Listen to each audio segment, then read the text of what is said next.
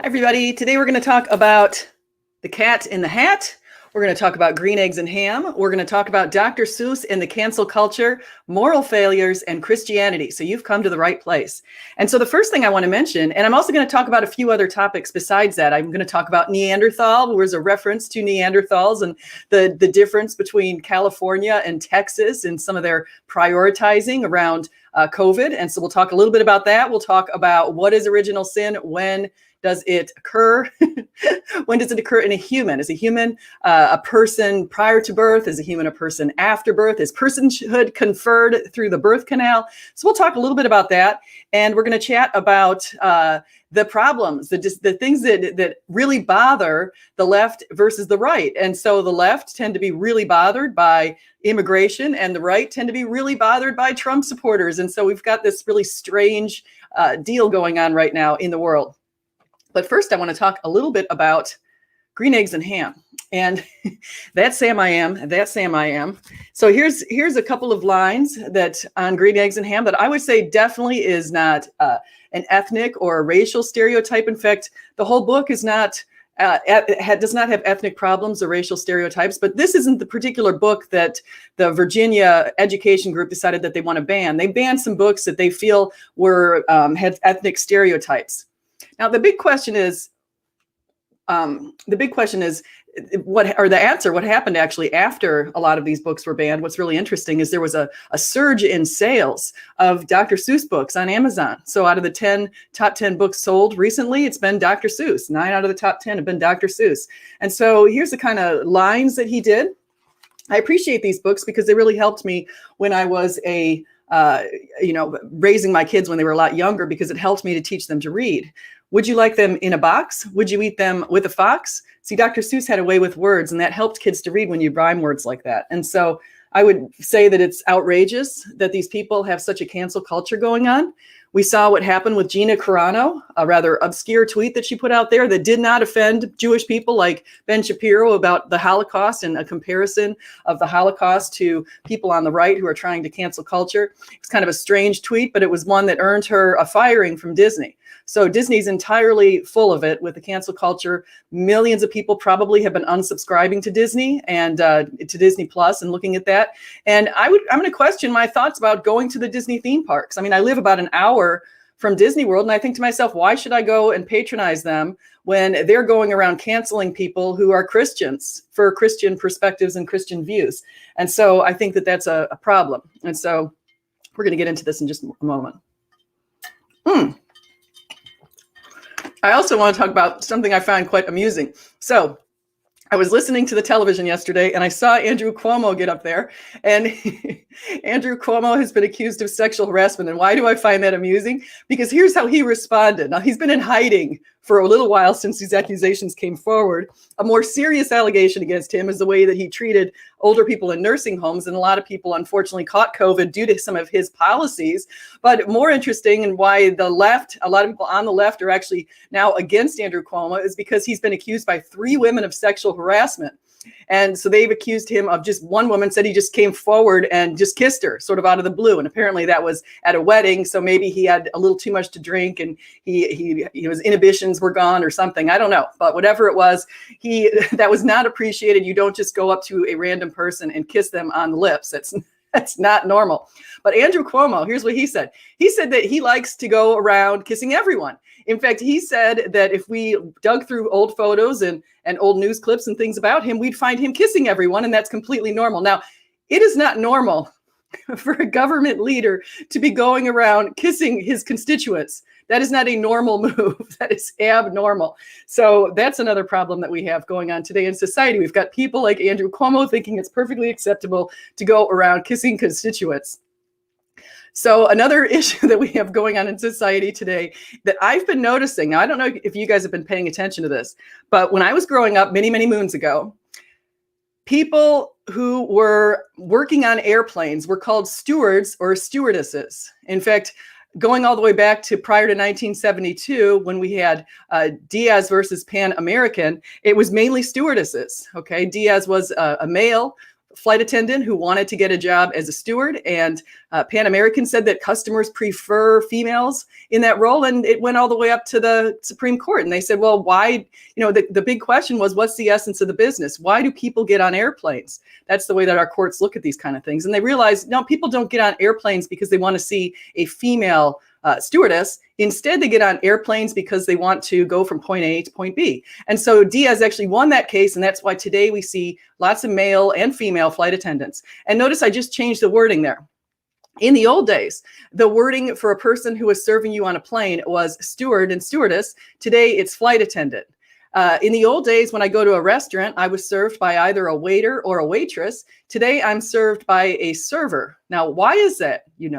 Why is that? Why is it that I'm noticing actually in some journal publications right now, the editorial requirements are coming in to say that we need to make our language in any articles very gender neutral? Some are actually going to the great lengths of saying we can no longer say he or she in reference to maybe an author of another paper. Rather, we have to now go to say they. And they say there's a singular they. Okay, I was raised that a is always plural. And so this is the extent to which people are going to try to really change around our perceptions. And they want to neuter gender. That's what they want to do. So, and I see you guys, hey, Jesus is Lord, and Jesse Camping and Depths of Pentecost. And actually, the only one who I think hasn't been on my channel is Jesus is Lord. And you guys are always welcome to come on. And I could put a link here if anyone wants to come on in and chat about some of these issues, because you'd be more than welcome to. That'd be wonderful. So that's a few of the issues that are going on. So we're noticing in society that there's trending away from referring to people as he or she. People are doing now this whole pronoun thing. They're putting him and her in their pronoun, their preferred pronouns. And that the idea behind that whole thing is that people can select whether or not they're a he or a she. And then some people actually put they or them as their preferred pronoun. So this is one person saying that you refer to this person as they or them. And so this is the kind of thing that we're seeing today. And so I also want to say hi to Slam. So wonderful to see you guys here. This is just great. So another issue that I want to talk a little bit about is, besides the cancel culture, we've seen that going on, and that's just really pretty awful. And I think what's going to happen is it's going to keep getting worse until people finally wake up and realize what's going on around us. Okay, so we're noticing a cancel culture. We're noticing gender neutrality. We're noticing some other issues. We're noticing that when you look at the right and the left, people on the right, their greatest concern right now is immigration. Okay, and so they're very concerned about people crossing the borders illegally. And we have noticed an uptick in people crossing the border since Biden has come into office. And unfortunately, we saw a really terrible car accident yesterday, or a couple days ago, in California, where 27 people were somehow sardined into an SUV, which hit a truck after they'd been smuggled in. And so that's really unfortunate. 15 of them died. So people are coming in here. And the fear in some cases is that they're going to come in and they're going to use our resources. That's usually the big concern. And that's the concern on the right. And the concern also is that they're going to come in bringing COVID with them. And so that's also something that people have pointed out. But anyway, so that's going on. But then you have the left. Now, what is the left most deeply concerned about?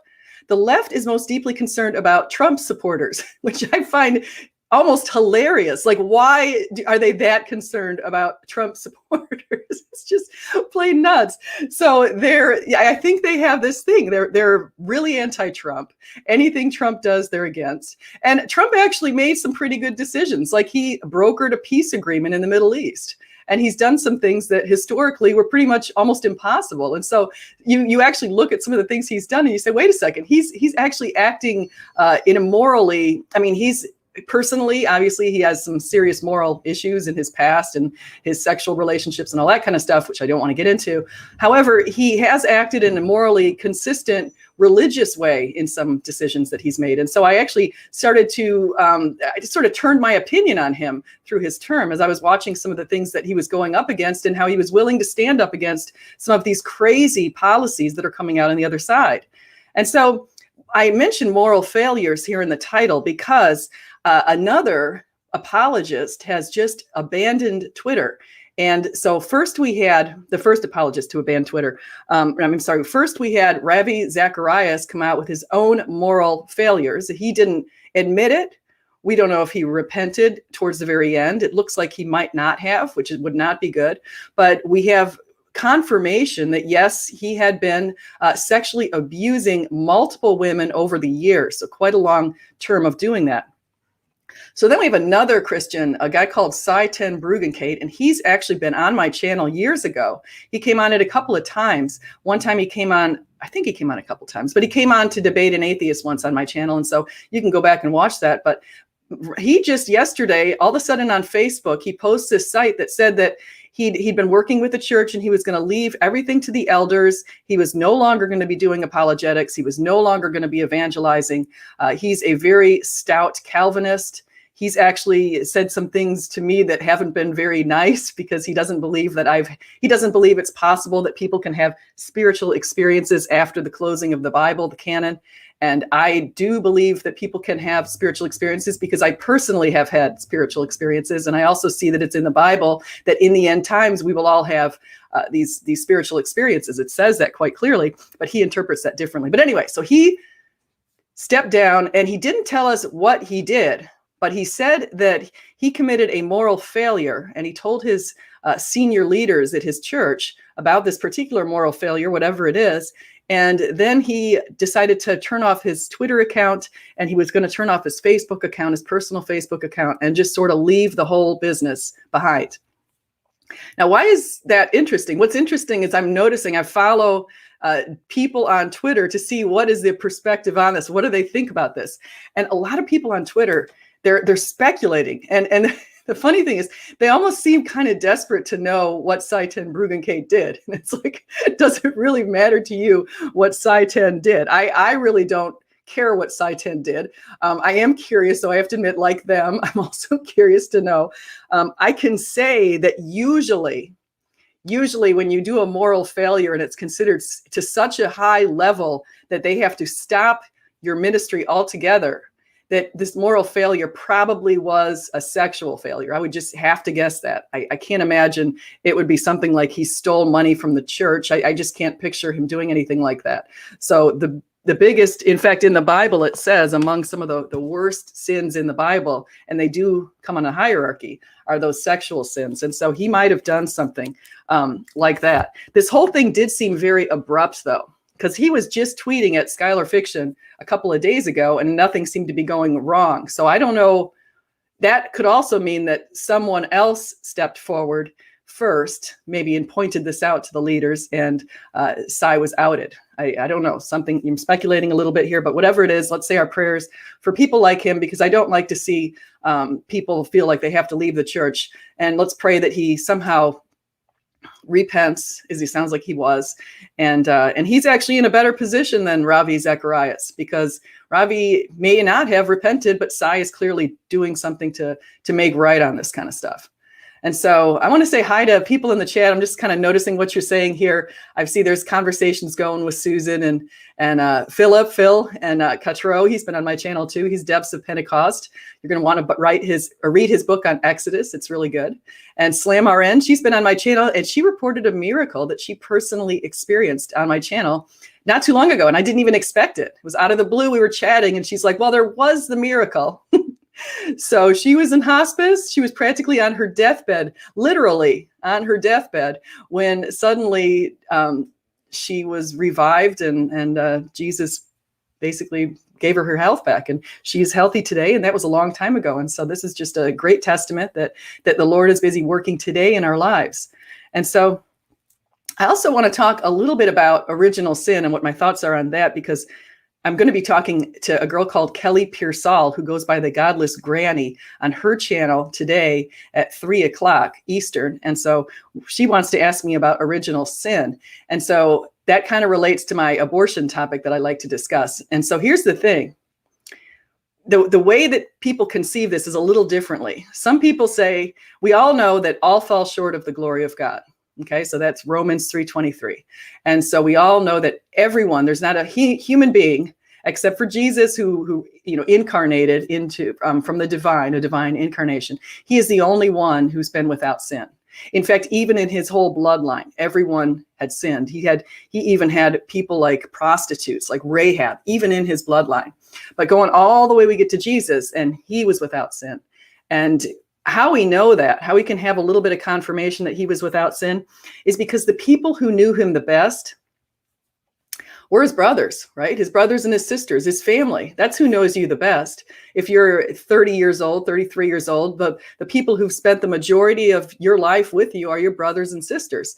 And so 2 of his brothers authored chapters in this Bible, okay? So look in James and look in Jude. They both said that Jesus is worthy of worship. In fact, they tried to stop his ministry while Jesus was praying. They thought he'd gone mad, which is kind of embarrassing testimony, but the authors of the Bible felt that they wanted to tell the truth. And so they tried to stop him. But then what happened? So we know from 1 Corinthians 15 that Jesus appeared to James. Okay, so he appeared physically to James after the resurrection. Physically to James after he'd been crucified. And so James went on to preach in the Jerusalem temple for years. And he ended up being martyred, according to Josephus. So Josephus is not a Christian. He was not endorsing the New Testament, but you've got a historian, a Jewish historian, who reported that James, Jesus' half-brother, was martyred. Now, he didn't call him half-brother. He just called him brother, but we refer to him as half-brother because Jesus' father, of course, was the Lord. So we go back to this and we talk about, okay, now when do you sin? Do you sin the minute you come through the birth canal? So that's what some people conceive. Some people think it's possible to sin the minute you pass through the birth canal. Infants it's possible to sin. Now there's others who believe, and this is actually more where my belief falls. I believe that all humans will commit sin once they're at the age when they can determine what they're doing, whether it's right or wrong. And so, and then people fall and they fail. And so I believe that when you cannot construct language, which is what babies can't do, babies don't understand language, so they can't put together in their mind exactly what's happening to them because they don't have a way to articulate that into their mind. And so that's why babies are just sort of figuring out their environment. They're moving around.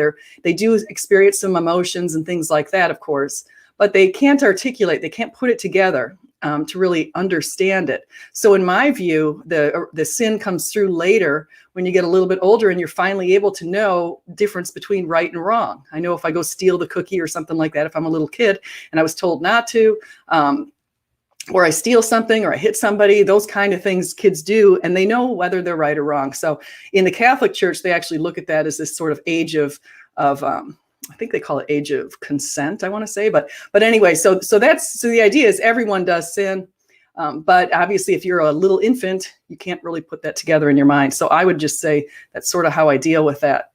So I'm looking at the chat. Let's see, what else do we have here? We've got how can there be original sin when we know Adam and Eve didn't exist? And see, that is an interesting question because it packs in this idea. It's actually what we would call a leading question.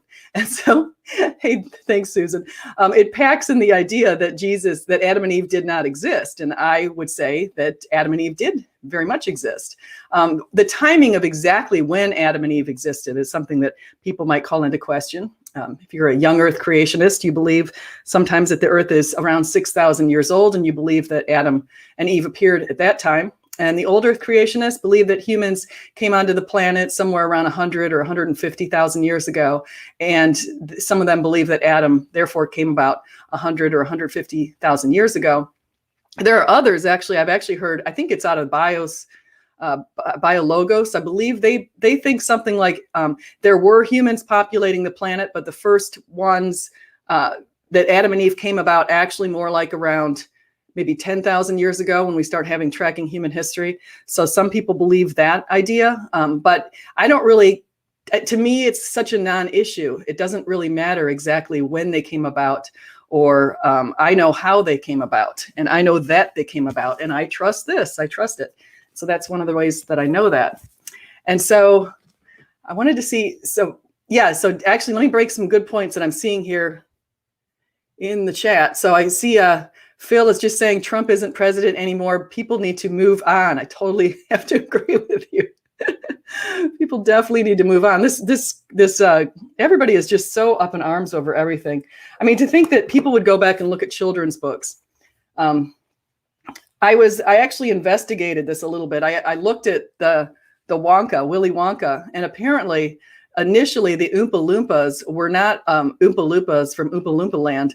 Initially the Oompa Loompas were Africans in conception, and apparently that was in the 1970s viewed as rather racist. And so the author of the Willy Wonka's Chocolate Factory decided to change the Oompa Loompas to be small people and paint their faces in a non-natural color and do that kind of stuff to get away from the idea that he was being a racist. But one of the things I think we need to do as a society is really look into things like racism.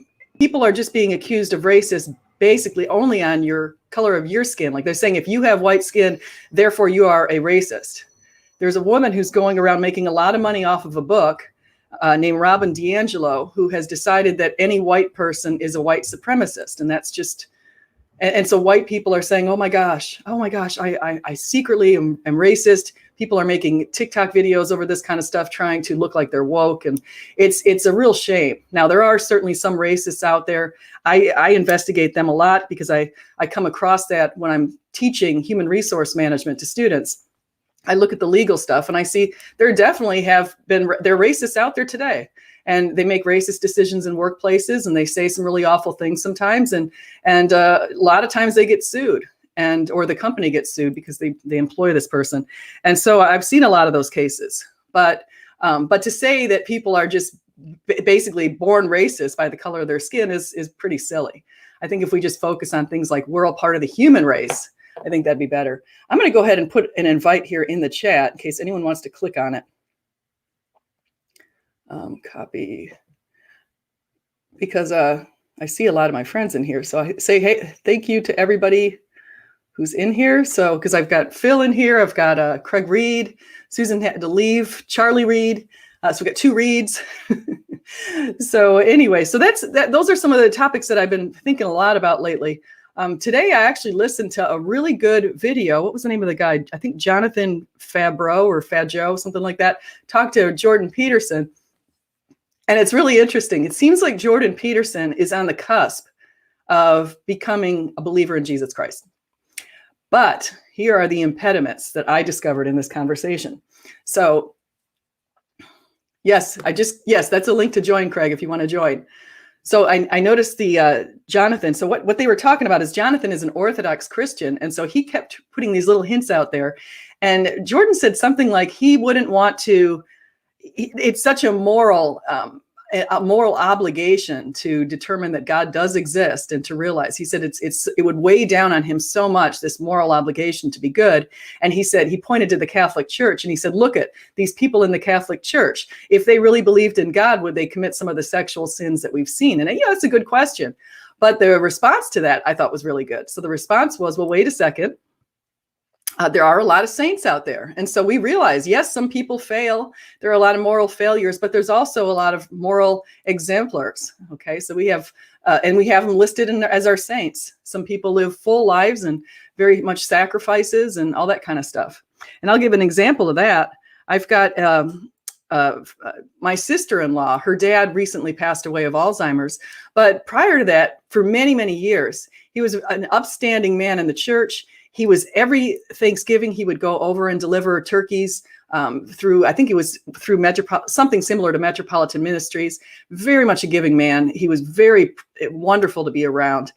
Just truly wonderful in just about every way. And his eulogy, my sister-in-law read it, and it was amazing. Just the lengths he would go to help people out, to help out his family members were just extraordinary. And I look at somebody like that and I say, that man, his name was James Coey. That man was just an extraordinary man, and by all accounts, there's not going to be any post-mortem reports by people because there simply wasn't anything. He was helping people, and he financially helped a lot of people too.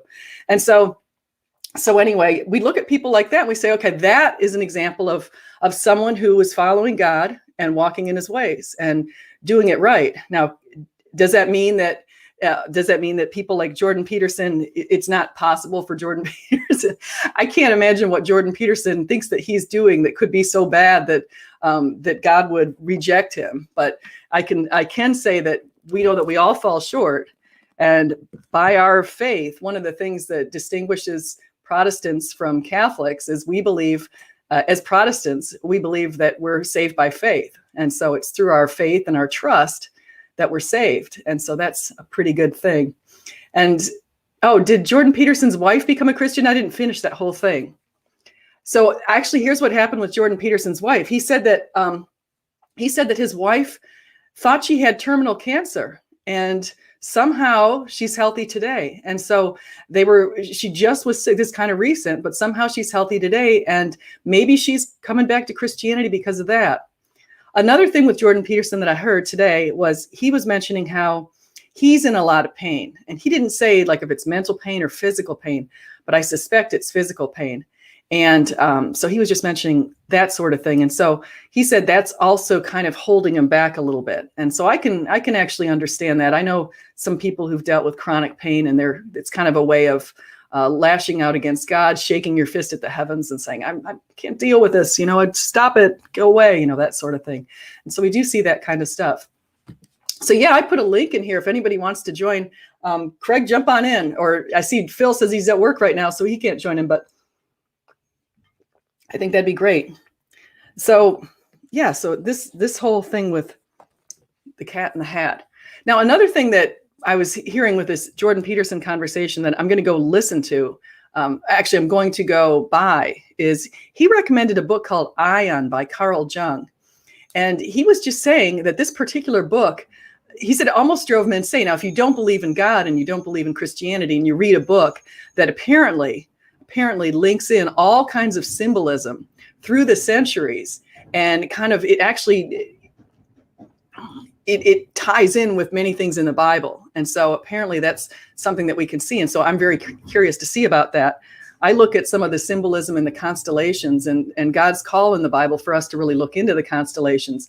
And in these modern times, it's hard to see the constellations at night in many places because we have so much light pollution.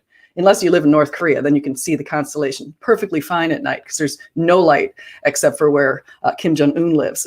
So it's like pretty pathetic. But I would highly recommend, if you want to go into see the this app that I have called Skyview Light. It's super cool. So like even from inside my house, whoops, upgrade now. Uh-oh, it wants me to upgrade. I don't want to upgrade now. First I'm looking at this. Okay, so even from inside my house, I don't know if you guys can see this. Oh, wait. How come I can't see that?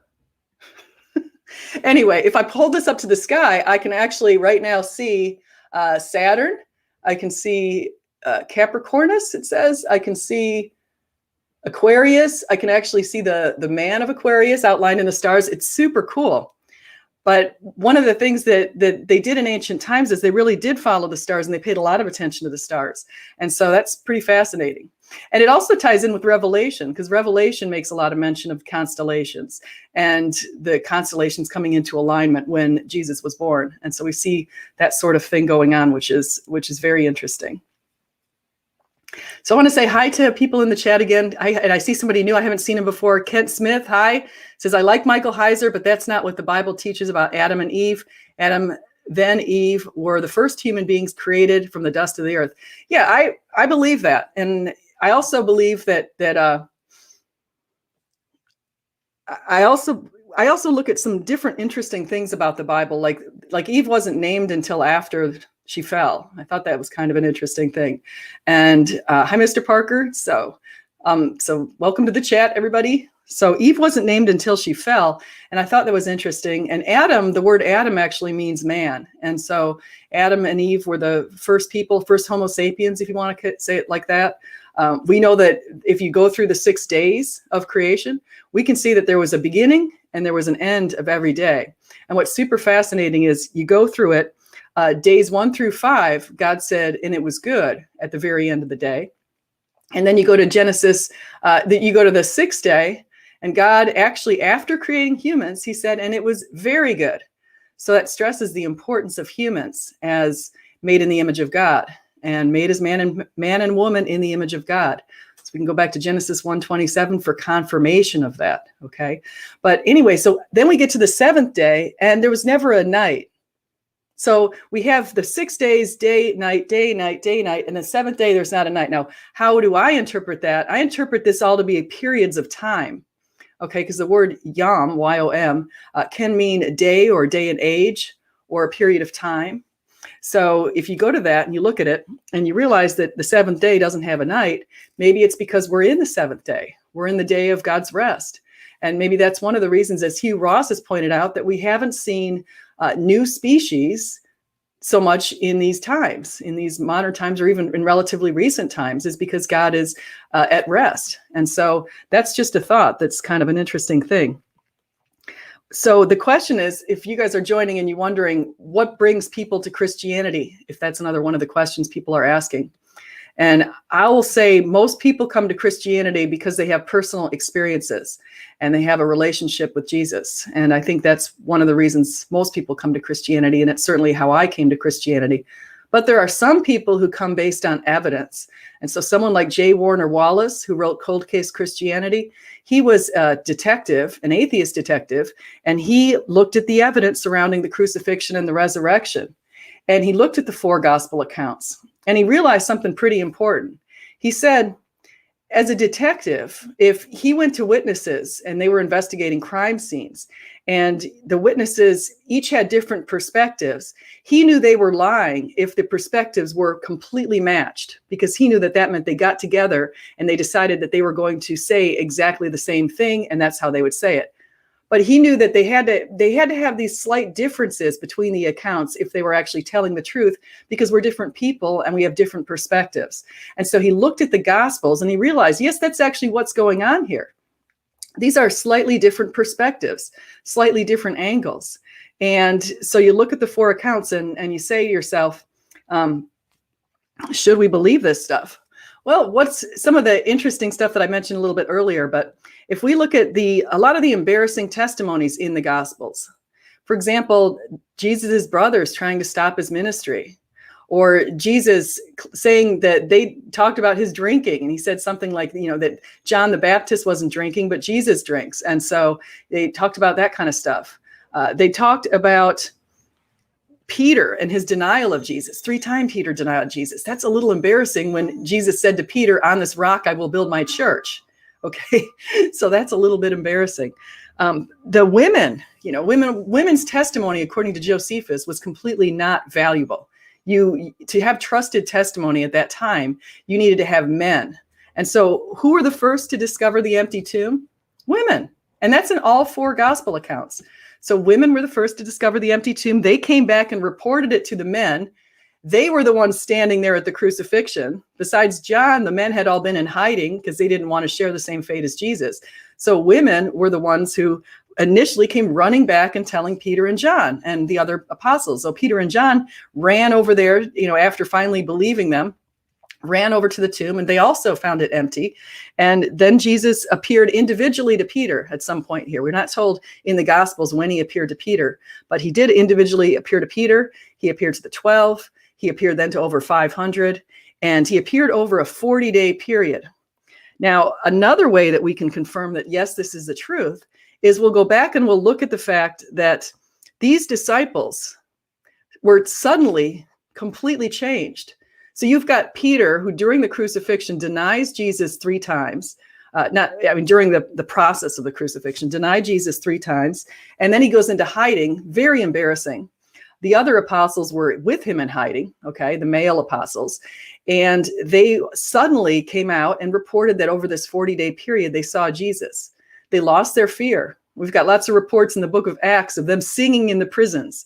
They considered it honorable to be beaten. Okay, they were getting stoned, they were getting whipped, beaten, thrown in prison, and they wouldn't stop. And Peter said, rather, we're not going to live according to the rules of men, we're going to live according to the rules of God. And so they wouldn't stop. And what happened to him? Well, we know that Peter was martyred. It's been through tradition. They say he was hung upside down on a cross. We know that Paul was also martyred, and we know that he was beheaded.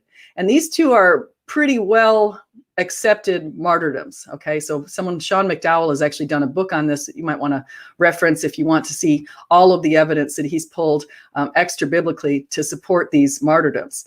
We also know, as I mentioned earlier, that James, Jesus' half-brother, was also martyred, and that was reported extra-biblically by a secular historian, I should say a Jewish historian. And we also know that in the book of Acts, if you take the book of Acts seriously, that Stephen was the first martyr, and that James, the brother of John, son of Zebedee, was another martyr. Okay, so a lot of these guys were going to their deaths. Now, why would someone do that if they knew what they were teaching was just a lie? Why would you be willing to do that? It wasn't like they were living well. It wasn't like that they were just making money or anything like that. And it wasn't just a temporary thing. It wasn't just like over the period of a couple of days. They did this for decades. They were preaching illegally during a time when there were no protections for Christians. According to Tacitus, Christians were given the ultimate punishment because he wanted to pin the blame on them for the fire that had occurred in Rome. So he rounded them up, he crucified him, torched him, made fun of him while riding around on his chariot. So we've got a lot of evidence right there. And Tacitus is, of course, a Roman historian. He's not someone who's, in favor of Christians. He, in fact, was kind of writing in a way to kind of make fun of them. But then he said something interesting. He said people started feeling sorry for the Christians. And so Christians were willing to go to their death. It wasn't just the people I just mentioned, but others were going to their death too. Like over the years, we had a number of different ones going to their death, like Polycarp. There's other ones, I'm forgetting some names, but Justin Martyr. And so we have that sort of thing going on. And again, they were uniquely positioned to know whether what they were saying was true. So I want to say hi to all the new people that I see in here. I see Mitchell, Kent, Mr. Parker, Charlie Reed, Ronan, Skylar Fiction. Why was my messages deleted? Oh, Skylar, I have an automatic delete on my, I don't think I meant, hey, wait, where were your messages deleted? I was going to say my Twitter messages are deleted because I have it set up on tweet delete now to delete my messages after 2 weeks. They implode because I didn't like my old account having thousands of messages. And it was just like people were digging up stuff from 2014. And you said this in 2014. No, I didn't delete any messages. Did somebody, you guys don't, if you have a wrench, don't delete anyone's messages. I only do that if I see something that's wrong. So I don't delete messages. And so, yeah, earlier I mentioned I was just talking first. I got on here talking about the cancel culture, my Green Eggs and Handbook. I wanted to point one other thing about Dr. Seuss. He wrote a book that kind of made fun of people who were, I mean, it was a roundabout way to make fun of racism and to make fun of here's why I'm saying this. He wrote the Starbelly Sneetches, and I don't have that book. I think I gave it to my brother for his kid, but he wrote the Starbelly Sneetches that basically talked about these Sneetches who thought they were privileged because they had stars on their belly. Now you could see the comparison then could be to maybe a white person or who thinks he or she is privileged because of white skin. Okay. And so then the Sneetches had this thing where you're more privileged if you didn't have the star on your belly. And so then he said there was this mass confusion. People are getting stars put on their belly. They're having stars taken off their belly. All this kind of stuff is going on. And then they came to realize, we're not, it's not this group thing. The group thing is that's kind of anti, the collective isn't really what we should be focusing on. We should be focusing on us all as people, as individuals, as persons. So personhood is conferred the moment of conception, in case you guys are wondering what I believe on that. And I also believe that means that it's a human and the 14th Amendment means that this person should not be destroyed at the will of his or her mother. And so I don't think that the mother's right to or liberty should trump the baby's right to life. And so I've said that a little bit before. And so I want to say hi. What do we have here? Maud probably nuked it. Oh, what did you say? So yeah, so Skylar, what did you say? You can go ahead and repeat it. So lurkers need love too, It's classic. So here we go, the lurker. So I want to say hi to all of you. I know, actually, I've got a pretty mixed bag here in the group because I know that some of you in that chat, like Skylar Fiction, are non-believers, and I know that some of you are believers. And so I love seeing the mix. I know that Craig is in here, and Craig is a believer. And he and I have, he's been on my channel quite a few times, and I've been on his channel before. And so that's a lot of fun. I also want to mention, I mentioned this a little bit before, but I'm going to get into this for a second. The whole idea of Neanderthals. Now, here's what President Biden said. He said these people in Texas, the idea that the governor is now going to allow people not to wear masks and to make their own decisions about how they stay safe, he called them Neanderthals for that. And I find that just a little crazy. Okay. We've been in lockdown now for almost a year, as you know. The Californians, bless their souls, because I feel so badly for the people who live in California, their kids are still not back in school. Now, California is still pretty much in quarantine. If you had a small business, it's probably you're out of business right now if you live in California. They've got an epidemic going on over there with tents. They got a lot of tent cities in California. Lots and lots of poor people, lots of people on the streets. They've got a lot of problems. California's got a state income tax that's extremely high, a sales income tax that's over 8%. They have tons of employee regulations, much more than the other states have. So all of us have to live under a number of employee regulations. If you're an employer, you have to abide by Title VII of the Civil Rights Act of 1964. If you have more than 15 employees, you have to abide by the Americans with Disabilities. Also, if you have more than 15 employees, you have to abide by OSHA. That's just anybody. We have to abide by OSHA, meaning the Occupational Safety and Health Administration. We have to abide by the Age Discrimination and Employment Act if you have 20 or more employees. And then we also have to abide by the Fair Labor Standards Act. And that speaks to child pay, child labor. It speaks to overtime pay and other things like that. It also talks about this idea of hiring unpaid internships. So they try to get people to pay for internships. And so the last one I'll mention is the National Labor Relations Act. So we also are under that. Under that last act that I mentioned, that's where social media comes in. Okay. Under this particular act, the National Labor Relations Act, that says that if you want to join a form a union, and a majority of people vote to form a union in your company, then the company has to recognize the unions.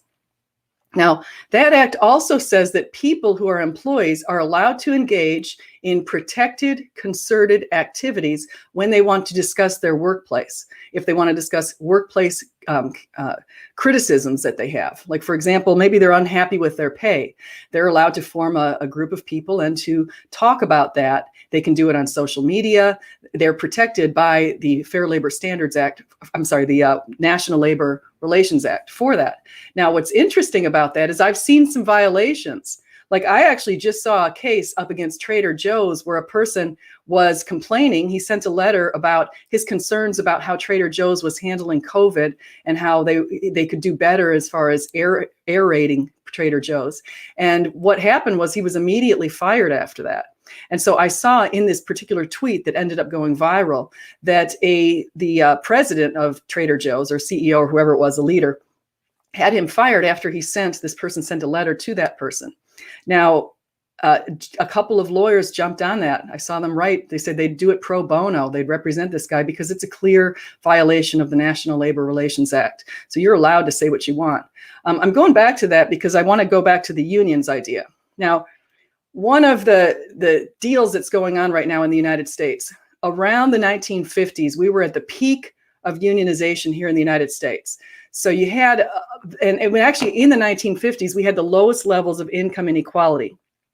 And now our income inequality is very similar to what it was in the early 1900s. We have low levels of unionization right now and higher levels of income inequality, meaning that there's a big difference between the rich and the poor.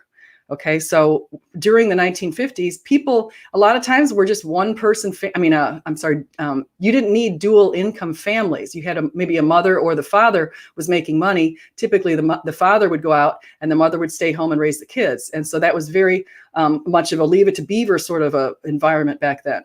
So Leave It to Beaver was this little family that lived in some suburb that was never named. And there was the mom, the dad, and the two sons. And it was sort of the typical all-American family, the whole white picket fence idea, and the American dream, all that kind of stuff. And so we saw that perpetuated back in the 1950s. But then what happened? Is now today, only about 6% of private companies in the United States are unionized.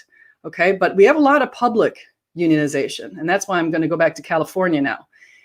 In California, the teachers' unions have a lot of power. And they always have a lot of power when there's a Democrat in charge, because the Democrats tend to have policies that favor unions. So So anyway, so what's going on is the teachers unions are the ones who are behind the children not going back to school in California.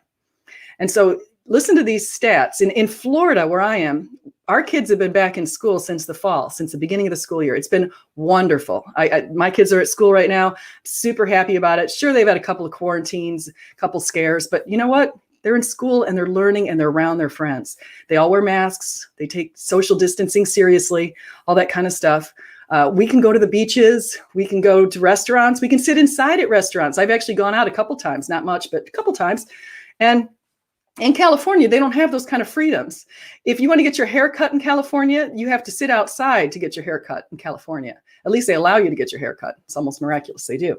But anyway, here's the interesting thing. If you look at COVID levels between California and Florida, in California, on the 21st of February, Healthline reported that there were 8,900 cases of COVID per 100,000 residents. In Florida, strangely enough, with our non-lockdowns and our freedom, and their kids are in school, they had 8,700 cases. So we actually had fewer cases in Florida than they had in California, where they have these egregious lockdowns. And so again, we're allowed this freedom. Now, if I go back to the teachers unions, you guys probably heard this. The teachers were making fun of the fact that they did not want to go back to teach. They're citing all kinds of concerns. That's why President Biden has made it a priority to give the K through 12 teachers the shots first, because the teachers, not just in California, but in some other places, are also refusing to go back to work, and the unions are protecting them. I am a university professor, as many of you know. Right now I'm on sabbatical, so I'm not teaching any classes. But I did teach a class at the beginning of the semester. I did this little weekend mini class, and I taught it in person. And I taught in person all last semester, with the exception of the time that I had to go into quarantine. But it worked out fine. Social distancing, it just is a really good environment. I'm definitely planning in May, I'll be teaching again, teaching in the summer, a couple classes in person. And I love it. I love the opportunity to be able to interact with my students. I have some faculty members, some colleagues. 25% of our colleagues at my school have these. They're actually teaching from home. They actually had some deal with the university president that they could teach from home based on different reasons. Sometimes it's health concerns. Sometimes it's older family members that they're taking care of, and different things like that. But I relish the opportunity to go teach face to face. And the concern that I also have had, and I noticed in our high schools, my kids are in high school right now. And when my kids were in quarantine, I noticed this. The teachers, it was up to the teacher to determine how he or she wanted to deliver the class, and whether or not he or she would record it on Zoom or run it at the same time as for the kids at home as the person teaching the class. In other words, you'd have it running synchronously. You'd have it running synchronous. I can't even say that right now. You'd have it running at the same time. Okay, so that's what I do when I teach my class. I have the Zoom running in the class, so that if anyone has to be home or is in quarantine, they can actually watch me from Zoom. And I record that, and I would post the recordings. And I'm not posting them here, so you guys don't get to see me teach my class. But I would post the recordings on Blackboard, which is our learning management system, where the students can go and they can watch it if they had to miss this. And so it worked out really well. And so I kind of wish the high schools and the grade schools and the middle schools would come around to requiring that of the teachers during this time. But a worst case scenario is, I think the pandemic, we're seeing the light at the end of the tunnel, because I think that from what I've heard with Biden, I think that he says that he believes that we'll all be able to have been vaccinated by May. And so those of you who haven't been able to get vaccinated, that's me too. I look forward to getting vaccinated pretty soon. So does anyone have any questions, thoughts, comments that you want me to mention here before I sort of wrap this up? So it says you need a YoFundMe account. Oh, this is a funny question. So hello, JM4N. I haven't seen you in here before, I don't think. So JM4N says, how can I afford my rock and roll lifestyle? So yeah, maybe you can use that pandemic paycheck that we're about to get and do that. I'm going to use that pandemic paycheck to pay my taxes. I did my taxes, and unfortunately, once again, I owe money. It's getting disgusting. I'm so sick of it. I have 5 1099s. That's part of the problem. I have this money coming in from different sources outside of my school that's not taxed when I collect it. So that's been a little bit of an issue. So now I have the taxes I got to pay. So Kent Smith says liberal ideology is demonic. Democrats' ideas usually fail. It is usually self-interest, power-loving, or grabbing, anti-God, Father Jesus Christ, Holy Spirit, agenda behind their means. You know what? I am so glad you brought that up, because that just opened up a conversation that I was just thinking about. I've been spending a lot of time reading anti-communist books. Okay, so I just finished The Gulag Archipelago by Solzhenitsyn, and I highly recommend that book. I also just finished by Scoussen's book called, oh my gosh, why am I forgetting what it's called? The Naked Communist. Okay, I'm gonna give you a little review of what happened, just in case you guys haven't had the chance to read those books. But in the Gulag Archipelago, Solzhenitsyn tells us of how people were routinely rounded up. Okay, first the communist leaders came into power. Lenin came into power back in 1918, and they decided that they were going to take over all of the private property from everyone. Okay, and to do that, they realized they would have to get rid of some people. And so they decided that they would go ahead and get rid of the whole bourgeoisie class, meaning the sort of upper class, or people who are just entrepreneurial, doing a little better than others.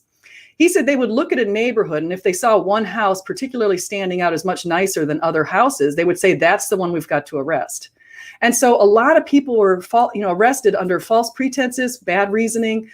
People started reporting on their neighbors because they wanted to make these quotas. So the police had certain quotas of how many people to arrest, because they had limited food supplies, because people weren't motivated to work hard, because they weren't allowed to keep any of the stuff that they produced. Okay, it went into the collective.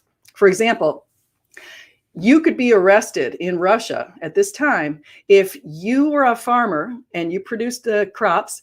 The collective would take all of your crops, leaving nothing behind. You would be starving. Sometimes kids would be the parents would send the kids out into the farms at night to sort of take some corn husks or take some food back, and they could be arrested. So whole families would be thrown in prison for the crime of you taking their own food that they had produced to feed it to their own children. It's horrific. And so Solzhenitsyn was also falsely arrested, and he was thrown into the clink for 8 years. And this was around 1944 when he was arrested. So he had been fighting actually for the Russians in World War II. Somebody falsely made an accusation against him, and he said that was commonplace. People would get arrested. They'd be like, oh, I'm sure this is just a mistake. I'm sure they'll find out that what I did wasn't really a crime. I didn't do anything wrong. I didn't speak out against the government, any of that kind of stuff. So he was put in prison, and he said the kinds of things that they would do to him and do to others. They would step on top of their manhood with their boots, strip the person down and do that. They would have them sit on chairs for hours on end, sometimes days on end. Just sit on this chair, do not move. You'd soil yourself because you couldn't even go to the restroom. They would stick hot pokers up the person's backside. Okay, they would brand people.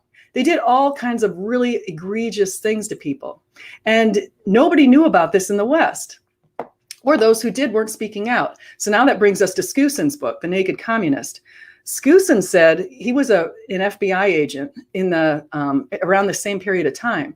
And he was mentioning how the communists actually infiltrated our government. And a lot of them were trying to get us to look the other way during the whole China takeover, when Mao Zedong took over China in 1949, I believe it was.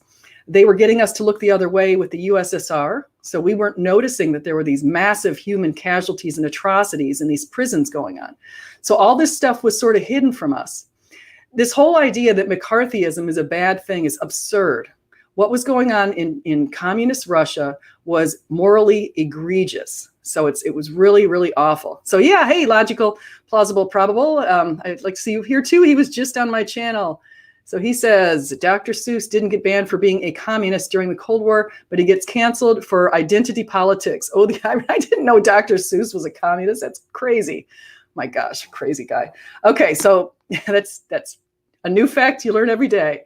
So anyway, so then what happened is we were looking the other way, and if you were a sympathizer towards communism, people started to realize, well, wait a second, something is wrong with this government. They were realizing some of the atrocities. I mean, look right now what's going on. We've got 1.8 million people locked up in communist China merely for the sin of being Muslims, the Uyghurs. Okay, the Uyghurs are locked up right now in a concentration camp.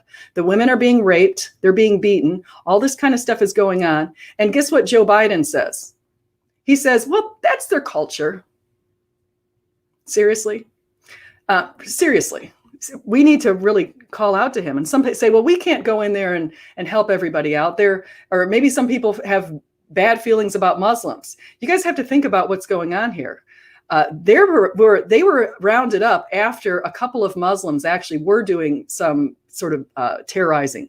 Okay, so they decided to collect the entire group of Muslims for the sins of a couple of Muslims who were terrorizing the Chinese.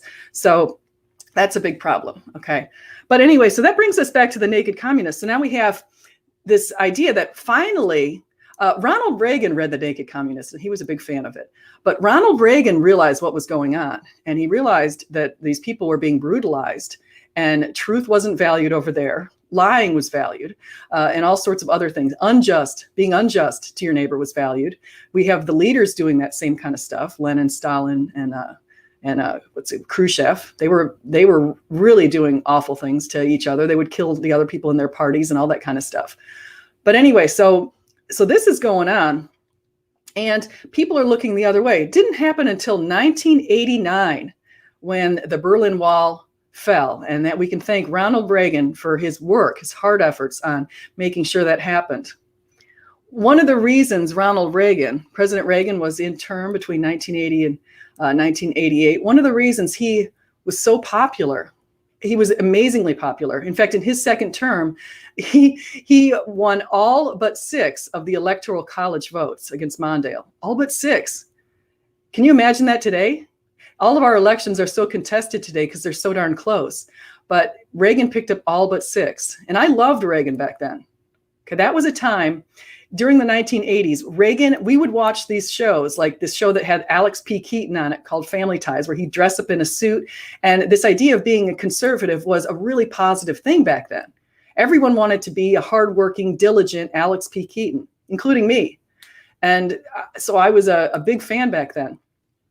Then something changed. Then our newscasters decided to go 24 hours. Then we saw the pitting between the right and the left. Then you have people like Newt Gingrich saying, you know what, maybe it's not a good idea that the Democrats go out to lunch with the Republicans and live close to one another. Let's all just live nearer to our districts. And so we saw that kind of stuff happening. And then really sadly, the outcome of this has been Mr. Gorbachev tear down this wall. Just wonderful. And so, and Ronald Reagan said famous things like, get the government off the people's backs. And he said other famous things like, I've noticed that everyone who is pro-choice has already been born. He said a lot of cool things. I mean, he was just a very much beloved president.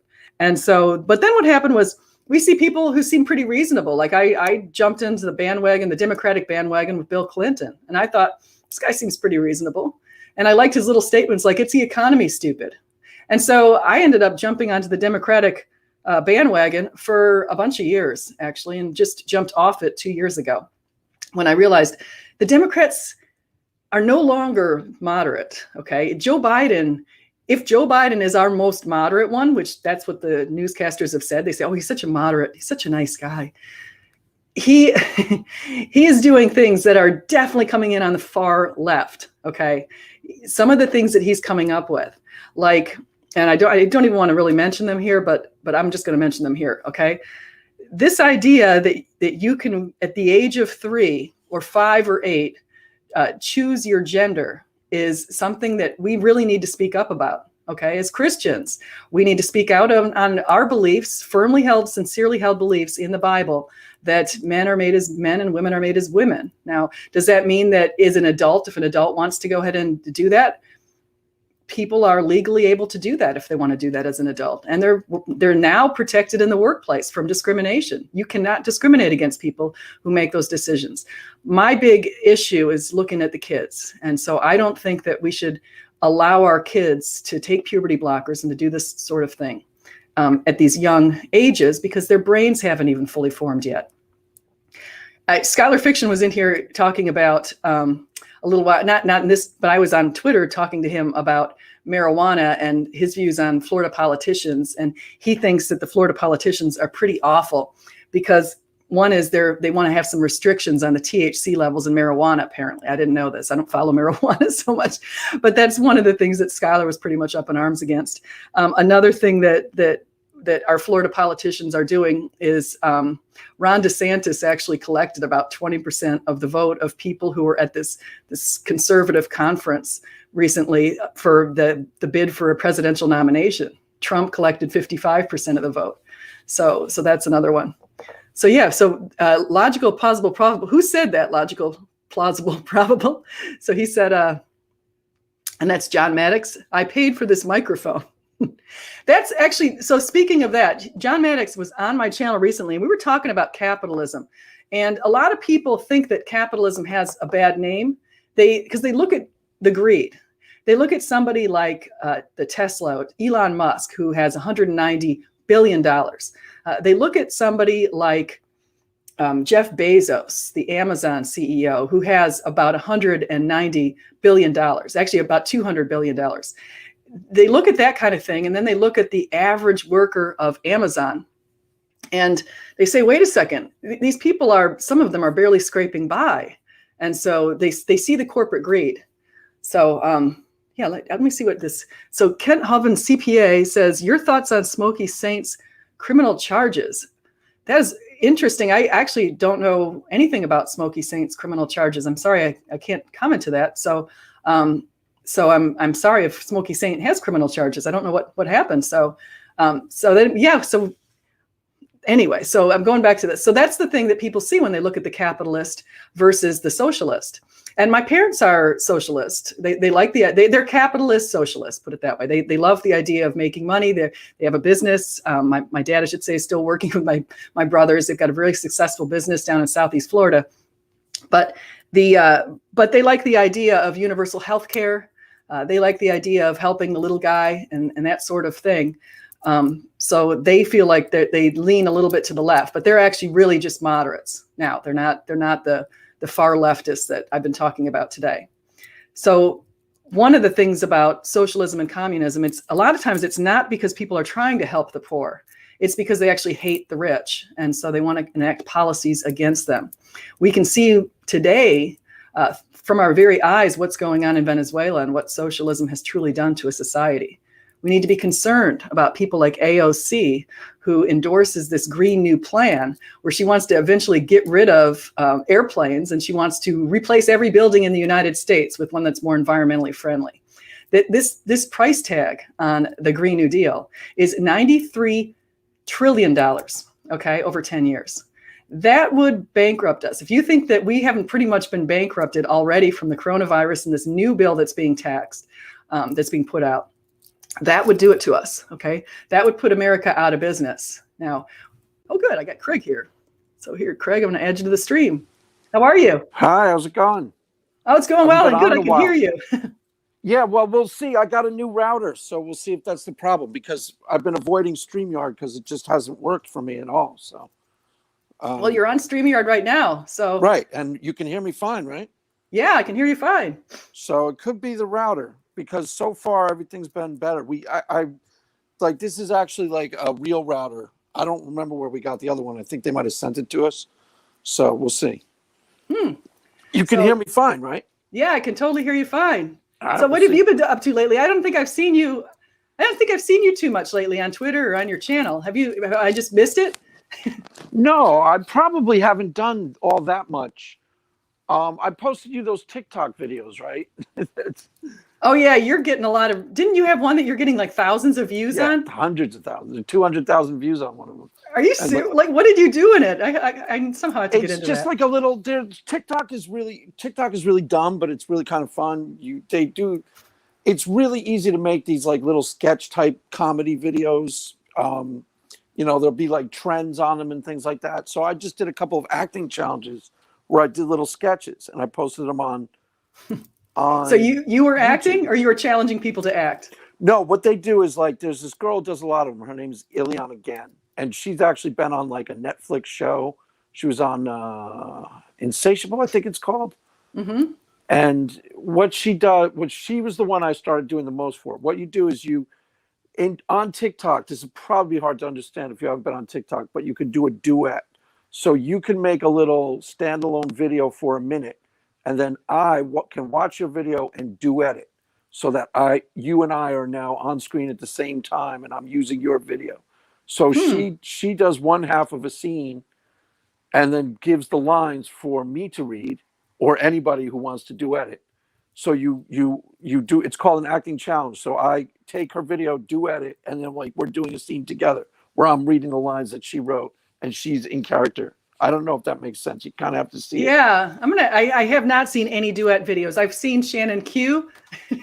Right. Well, I'll probably duet one. I watched some of her videos. I've been watching her videos, and I've been thinking of duetting one of her videos. You can, like, I can take her video and I can now appear in it, so we're on screen together. Does that make sense? Yeah. So that's what I was doing with the that sounds cool. Yeah, and then I posted it on YouTube just as a goof. And YouTube has this new thing called Shorts, where they're like pumping out. If you make a video less than a minute, they're like promoting it. Have you seen that yet on your YouTube? No, you talked about that. I was going to try to make I just can't figure out what I could say in 1 minute. I'm such a long-winded thing.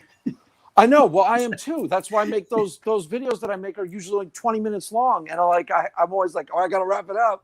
And I'm like still going like 25 minutes later. So I don't know. You can do like a little trailer for your channel and keep it under a minute.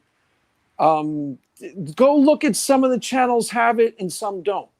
Like, yeah, I will look at that. Little red mark and it says Shorts beta, and there'll be like 5 videos.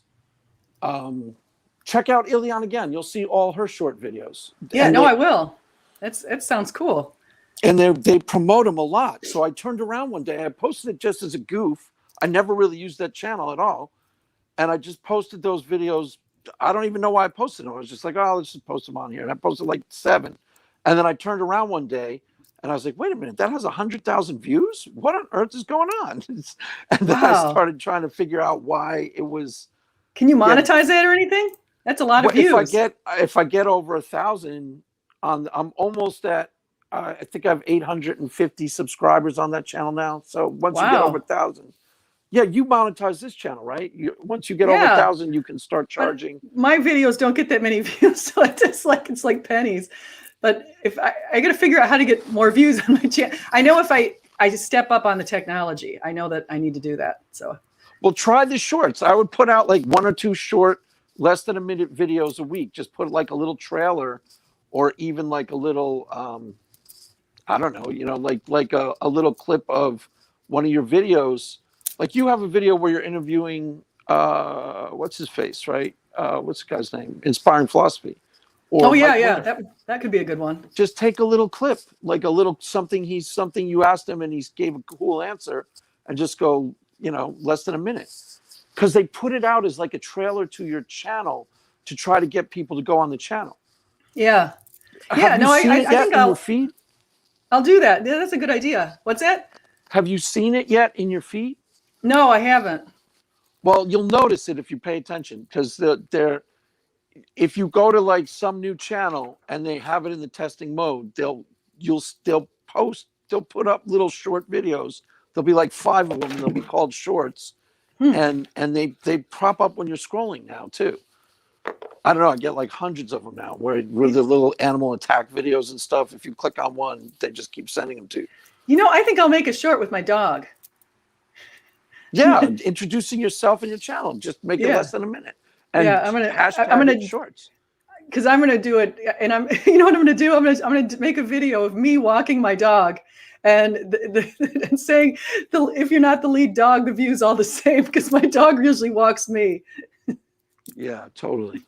So what was the Freud thing, or the Jung thing you were talking about? Oh yeah, I want to get that book.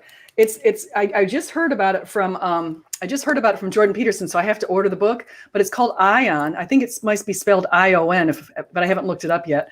But he said that in that book, they realized that there are all these symbols that I guess Jung tied in with the Bible. Like he would see symbols that go back and transcend generations, that we all, like stars or crosses or whatever it is.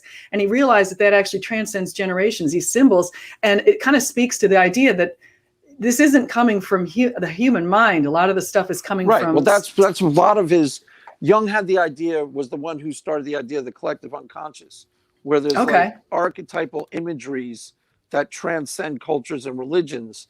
And it was part of why he believed in God, because it's very similar. Joseph Campbell has run with it, and Peterson has run with it too, where they'll go look at like Buddhist iconography and Buddhist imagery, and they'll see archetypal images that transcend all the cultures and all the religions. So he was calling it like there has to be some sort of primal, like, there's even theories like that's where the serpent comes from, because collectively we were afraid of snakes because they were hard to see, things like that. That's where he got his God belief from, a huge chunk of it. I have to read that. I didn't even realize he believed in God. Yeah, he's weird. I think he's one of these he's very similar to Peterson, and like sometimes he believes in God, sometimes he doesn't. Mm-hmm. But most of the time he's a theist. And a lot of it has to do with like, because there's so many similarities, trans religion, trans-cultural, where these archetypes are the same culture to culture. Yeah, and it is really fascinating when you think about it. And I was thinking about, there's a Jewish saying, I think it's Jewish, that says something like, we're all benefiting off the shoulders of giants. Yeah, totally. And it's like like I was riding my bike today, looking around and saying, just look at all these houses, all this stuff, because I watched Naked and Afraid. Oh, that stupid show where you're naked. Stupid. My husband had it on, and I was on a date, and you're both naked or something. And it's the dumbest show, but they drop them down onto some place like that has there's no houses. They're always in the middle of the wilderness, or they're somewhere.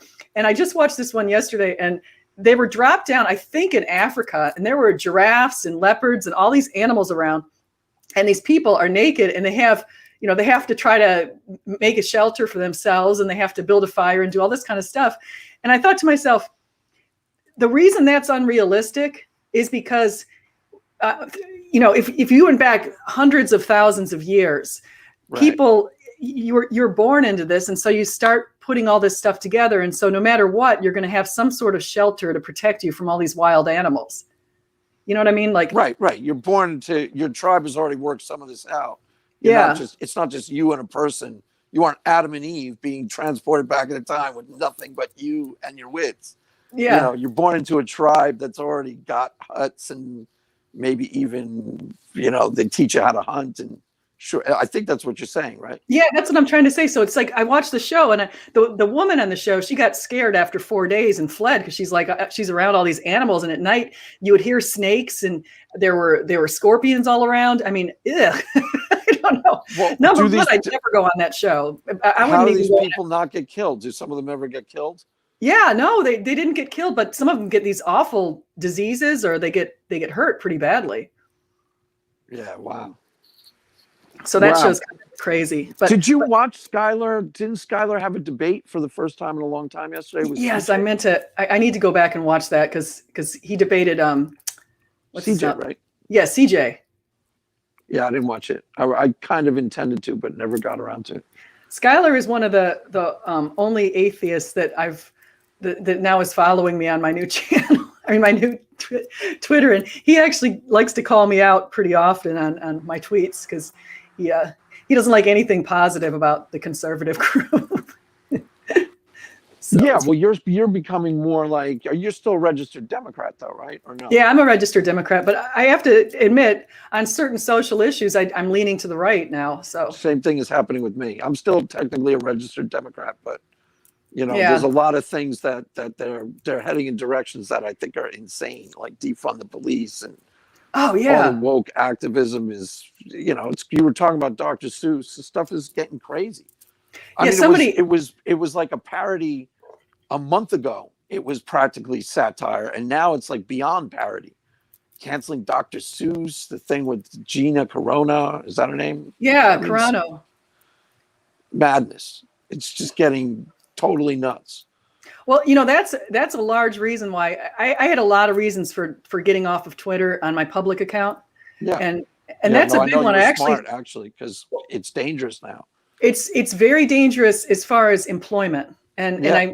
And I was realizing that my students could go find my account, and some of I was actually starting as I was studying up on it and looking at a lot of the ways that employers are in these at will states. You get hired and fired at will. If the employer doesn't like what you say politically, he or she can let you go. And so I thought to myself, right. And the climate now is such that whereas 3 or 4 years ago, the idea that you could have been fired for tweeting something that your employer thinks is controversial is insane. It happens all the time now. Yeah. Every day you hear a story, somebody got fired because they tweeted something against Black Lives Matter, or somebody got fired because of this.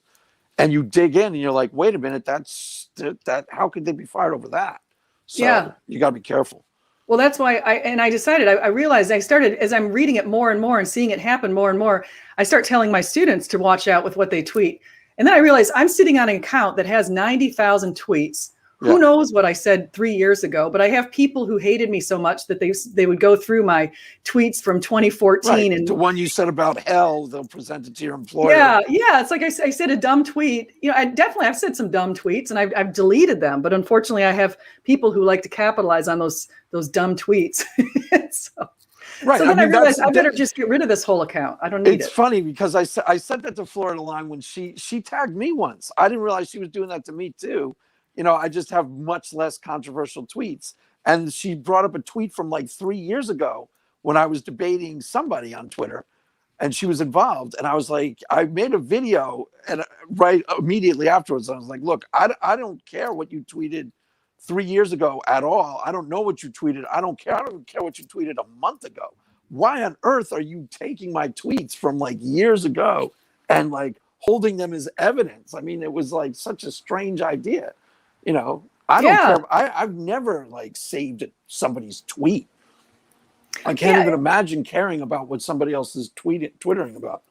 Well, that's the thing. It's like, why in the world are you stalking me? I mean, I honestly feel like I'm being stalked by that woman, and I'm just, go away. And the crazy thing is, people are still sending me DMs saying she's still doing it. Like, she's still up to this. Now she can't get into my private protected account. So what she's been doing is she must be doing searches by my name, and she'll find the people I'm interacting with, and then she puts their stuff out in a comment about something that I must have. I don't know. It's right. Well, the lesson is clear. You just got to watch what you tweet. You got to, before you hit send, you got to go, this will live forever. I'm never going to be able to retract this. So that's true. Let me think of it, because that's what happened with me a bunch of times. I mean, with me, it's just I don't really want to get involved in the Twitter feud because they eat up 15 hours of your day. Oh, they do. So I'll write it and then look at it and go, do I really want to be debating 3 or 4 atheists for the next 5 hours? Because that's what happens. You get involved in these Twitter feuds and they last a day. You tweet like 20 tweets and 7 hours go by and you're like, where on earth did that time go? You just wasted the whole day on a feud. Of like stupid feud, like not something that I don't know. So the moral is just be careful what you tweet. Yeah, it's definitely a good moral. And if you have a big account like I had, you can't just see, that's one of the reasons my tweets now are self-destructing every 2 weeks, because I followed Stephen Steen's good idea to get with tweet delete. But you can't do that if you have an account that's got over, I think, 5,000 tweets. Oh, there you go. Like, you can't set that up. So I realized I would either have to delete my tweets by hand on that lead account, which I decided I didn't want to do because I did actually delete 10,000 tweets. And then I realized this is taking way too much time. I'm just going to delete this whole account. Right. And well, nowadays the climate is really intense too. Like, it may get to the point where some of the tweets that were non-controversial that you tweeted 3 years ago, people will start thinking they're controversial. Well, that's the other thing with Twitter is there's so much misinterpretation potential too. Purposeful misinterpretation. Yeah. Sometimes it's innocent, but often it's not. Where they were doing that yesterday. Someone was in a debate, and I think Florida Line tweeted his tweet and they all tried to pretend that he was justifying rape. And it was really clear that it wasn't what he meant. Like, he was saying he was basically making a common argument that if there's no God, there's no objective standard, so rape is not wrong. So he Hmm. said it awkwardly, something like, then rape is not wrong. I endorse rape. And they pretended like he meant I like raping. It's a total scam. And you watch this, like, I almost jumped in, but I was like, do I want to be involved in this for 10 hours? It was like, you guys just totally misrepresented him on purpose. Well, that's what they did to me too. Because I tweeted, I wanted to say something like, somebody, actually it's Florida Line. She always wanted to know my views on homosexuality and all this kind of stuff. And I'm like, I've been so, I don't have a problem with whatever. And so, so I wanted to say something like they should have equal rights. And instead I said to their human counterparts. And so that was now all of a sudden you're very poorly worded.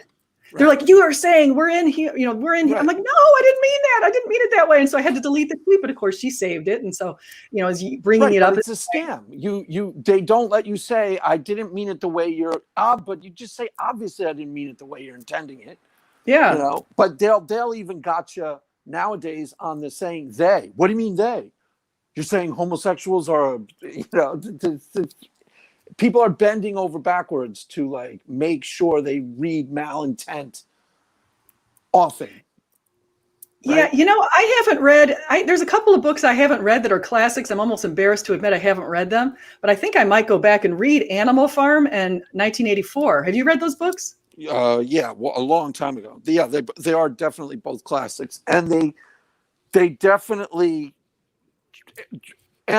which 1984 is almost exactly where we're at nowadays in terms of all the things that he was talking about in there. People do now almost routinely, like disinformation. I think disinformation, the word came from 1984, and the idea of the euphemism. Those are mostly peaceful protests. The euphemism that hides the reality. Well, like saying you can terminate your pregnancy rather than say I can kill my baby. Right. That's directly out of that idea was first brought to light in 1984, where you couch something horrendous in euphemistic language that sounds really clinical and harmless.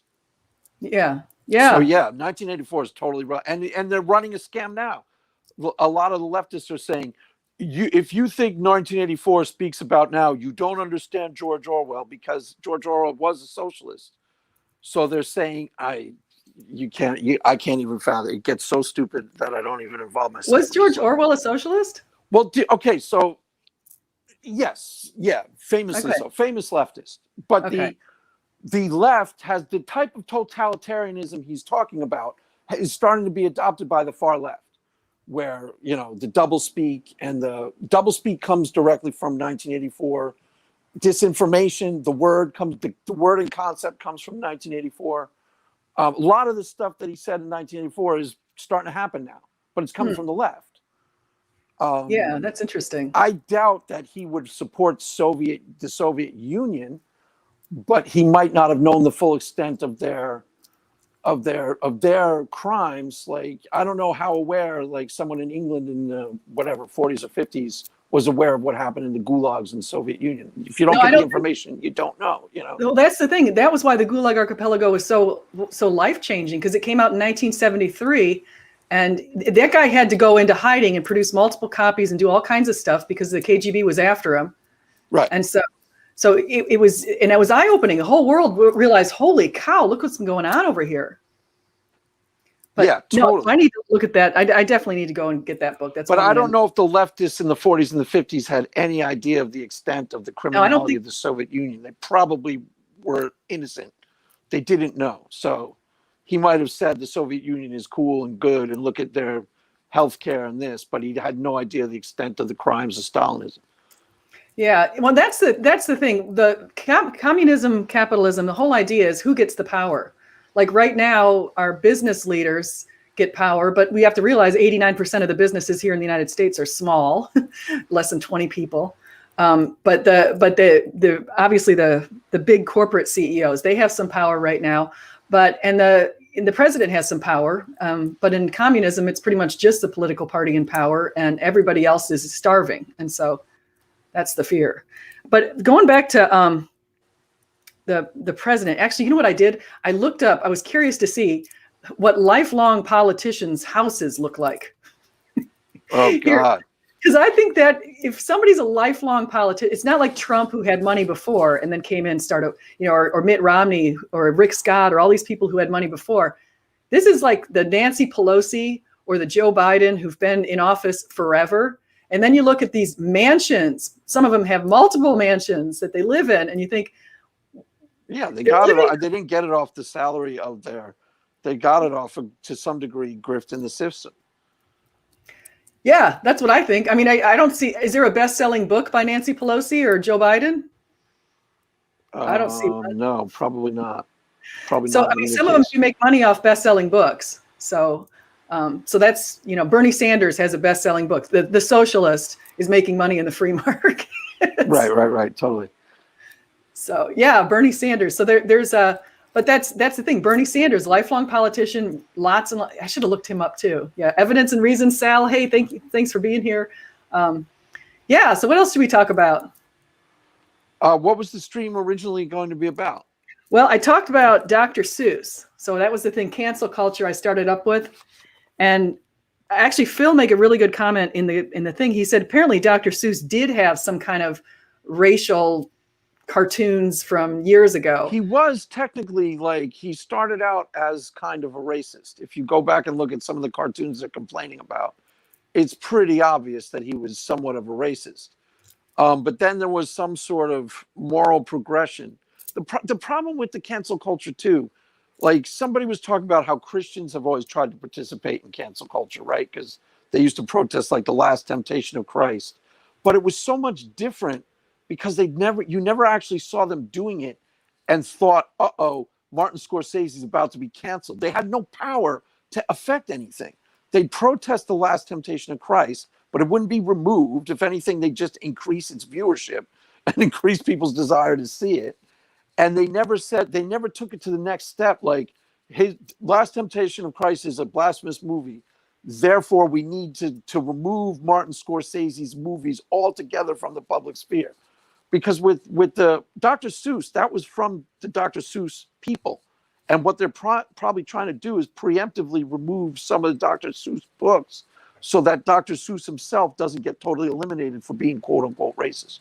Because that's where they're at nowadays. It's not, let's take away this one book that has some racist imagery, or let's put a warning label on it. It's, let's cancel Dr. Seuss altogether. So they were probably trying to avoid that. Did that make sense what I'm talking about? Yeah, no, that makes a lot. Well, that's the whole thing too with Dr. Seuss is, and just going back like Gina Carano, and what Amazon's doing, Amazon is slowly but surely pulling books off the shelves. Have you heard about that? With that. They have a different political point of view than they want to see printed, which is insane because they're 80% of the publishing industry. Yeah. And what I was trying to say on Twitter is that atheists should be more troubled by this than anybody else, because the last time I looked, that's a controversial opinion.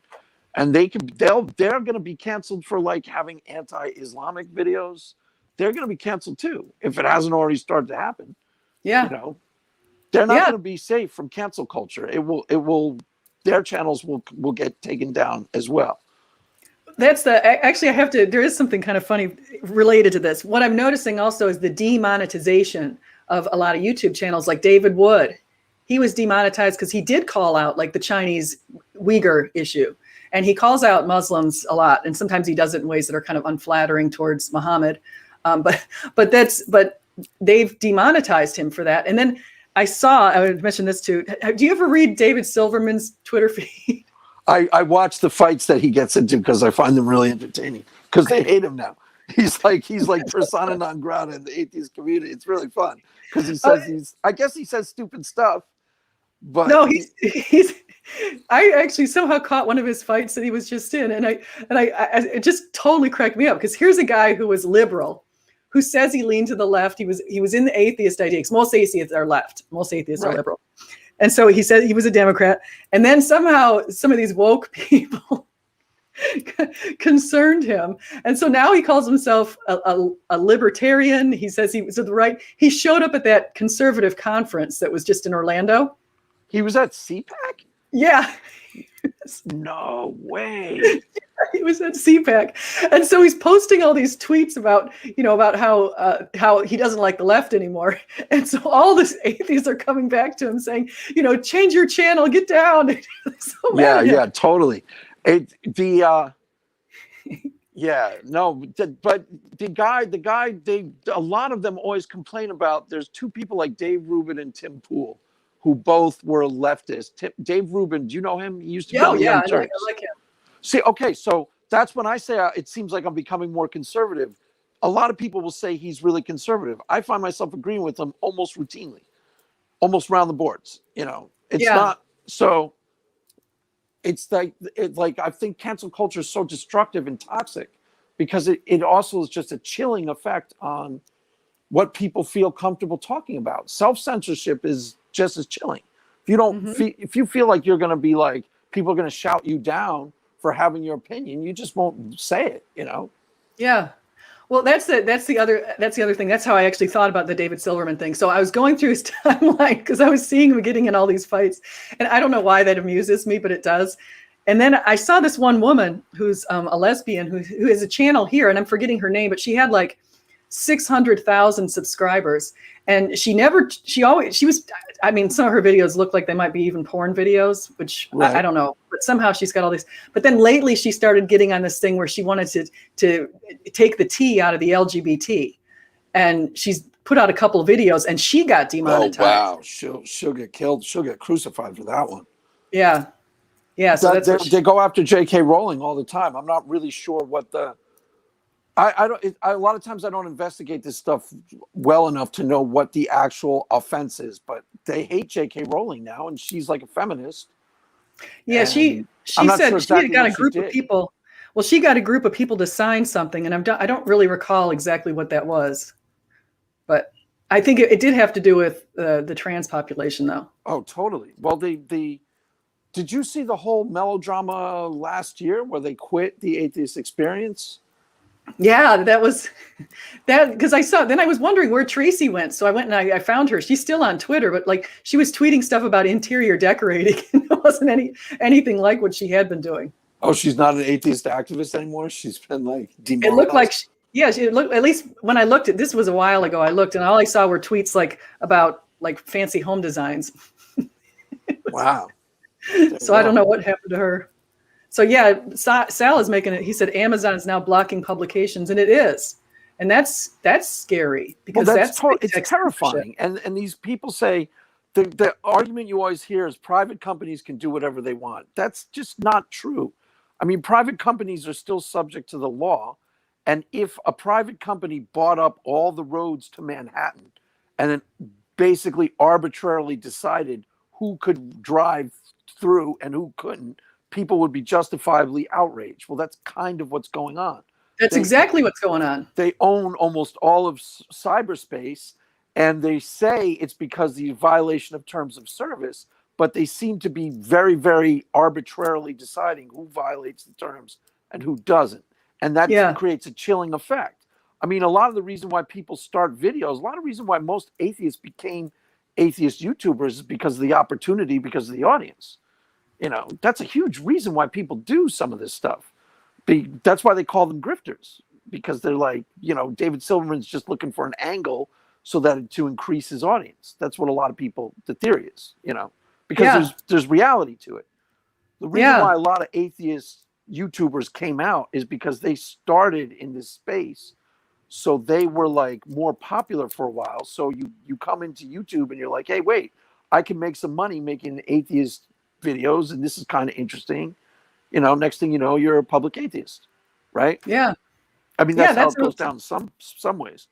Well, and Sal's pointing out something pretty good. He says, like Jeff, I guess this was on Tucker Carlson, which I didn't catch last night, but he says woke culture is promoted by Bezos, not because he really cares, but because it's a smokescreen.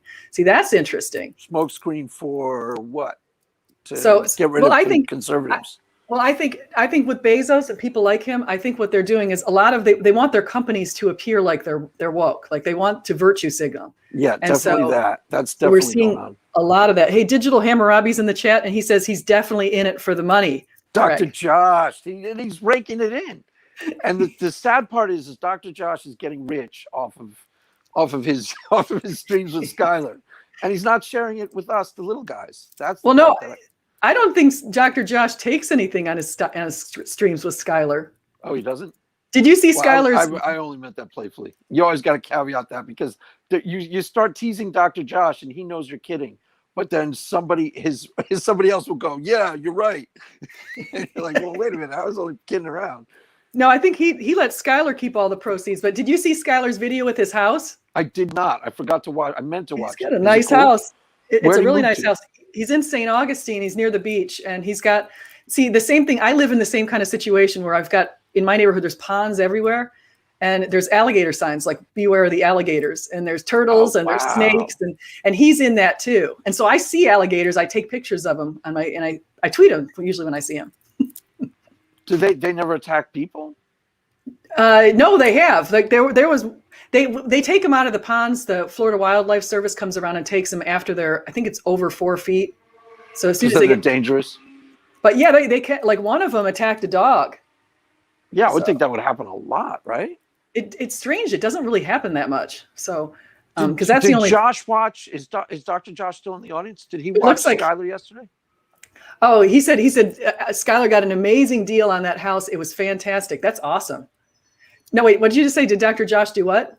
Did he watch the CJ Skylar? Oh, yeah. Did you see the CJ Skylar thing? Digital ham. Digital ham. So that's tell him to come on. Yeah. You want to come in here? I put this little post here. Yeah, I actually won't walk around. There's a pond that's right across from did I put the right thing in? Okay, I'm gonna put in a chat thing link in here. We could probably go till another 25 minutes, maybe. Yeah, it's fine. But my phone's working perfectly, right?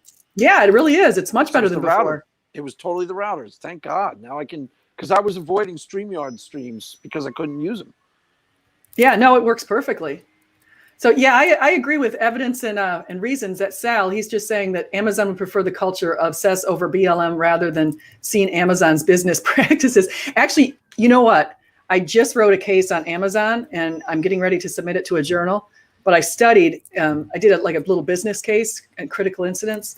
I studied the way that Amazon treats its employees and a lot of the stuff they do. They've got a lot of smoke screens, like making it look really good on the website. And then you dig in a little bit and you read these news articles and it's like, yeah, I don't know. So I wrote a case on them. It doesn't put them in a good light. Yeah, there you go. But they don't pay minimum wage, do they? No, they do. That's where I'll give them credit. They actually set their own minimum wage at $15 an hour. Oh, okay.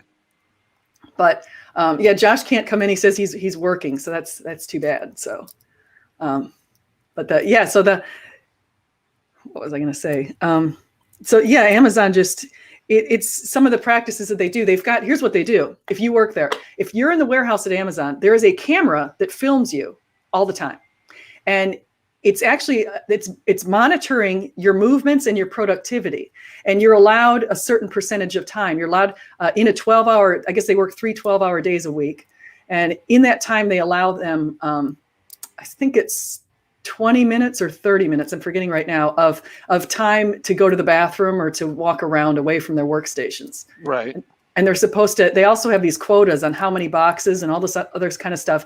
It's like crazy. It's like they have to monitor something like 1 box every second. And wow. There's just a lot of stuff. And so people are getting really stressed out and there's a lot of complaints. But then on the outside, you go and look at Amazon, and Amazon's whole mission and vision is all about customers. It's not about employees. So it's not focused on, so the employees are getting sort of the rough end of the stick. Because a lot of companies, when they do really well, like Zappos, which is actually a subsidiary of Amazon, but it maintains its independence. Zappos focuses on everybody, people, its customers, and its employees. But that's the pretty bad Amazon thing. just changed its logo. Did you catch that one? Because it No. looks like a Hitler mustache. Oh, damn it. They bow to cancel culture too. Yeah, you know how if you look at it, it looks like a smiley face, and then there's this little like blue thing, and some wokester noticed that it looked like a Hitler mustache, so they started complaining and they changed it so it no longer looks like. I swear to God, that happens. Oh my gosh! It's like real life is becoming satire. You can't tell the difference between like a normal headline and like the Babylon Bee. You can't tell anymore like which one it is. Yeah, that's the, did you see that one tweet? I think Elisa Milano, she gets on there, she tweets that CPAC was purposely putting a Nazi symbol. Yes, that trended for 2 days, 2.5 days. It's so ridiculous because it was filmed at a hotel. Like the whole thing was at a hotel. No, there was some stage designer. The prologue or the postscript to the story is, I saw that trending for 2 days and people meant it. They really thought that they designed the stage on purpose to look like a Nazi pendant. Yeah. And I'd never seen that Nazi symbol though. That wasn't like the swastika. It's on the, if you look closely at an SS uniform on the collar, it's like an onyx or something like that. And there are now videos up where they're insisting it can't be accidental. And they were trying to identify with the Nazi movement. That stage was designed by a liberal, pretty sure Jewish organization, and it was one of 3 yeah, there's a whole postscript to this where it was total conspiracy. I mean, it was so obviously stupid. While reading this, like, you guys think that the conservatives are the QAnon crackpots, and yet you think they deliberately designed the stage to look like a Nazi pendant? Are you insane?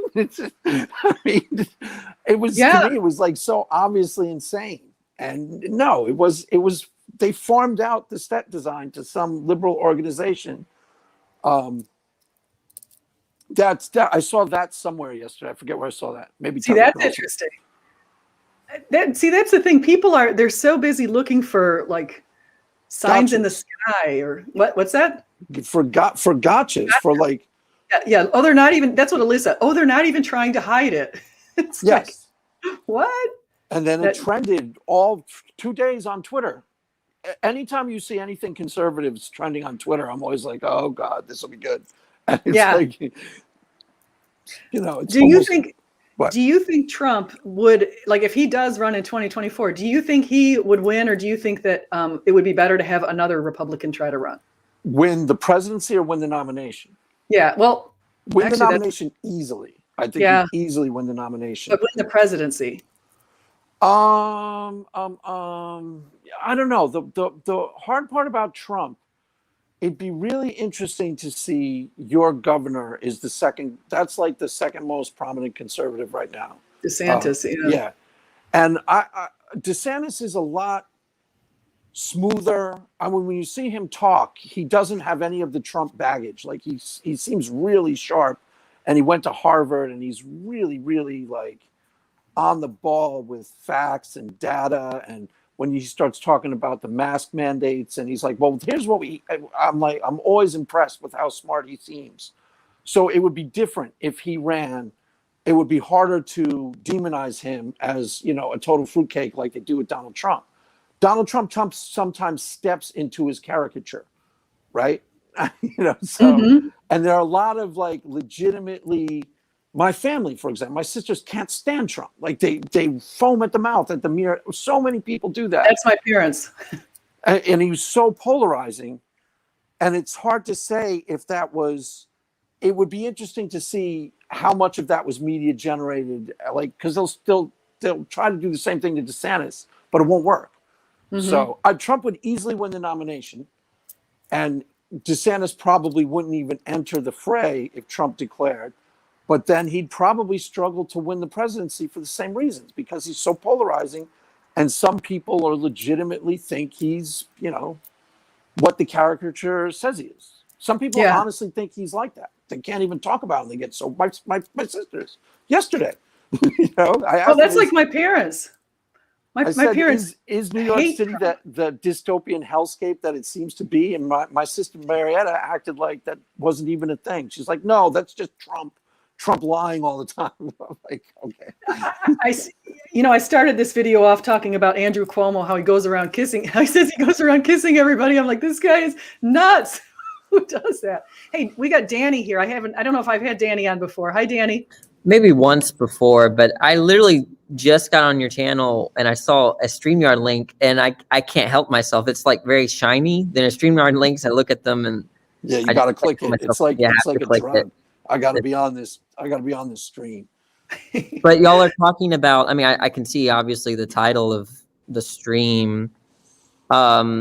But you know, I'm not a Christian, so it's hard to contribute, but with respect to, you know, how society is, and you know, like I guess Christianity really permeates political views. So, but that makes sense to me, I guess. As in, well, Danny, because Craig's right around my age and my generation. What generation are you in? I'm 28 years old, whatever that means.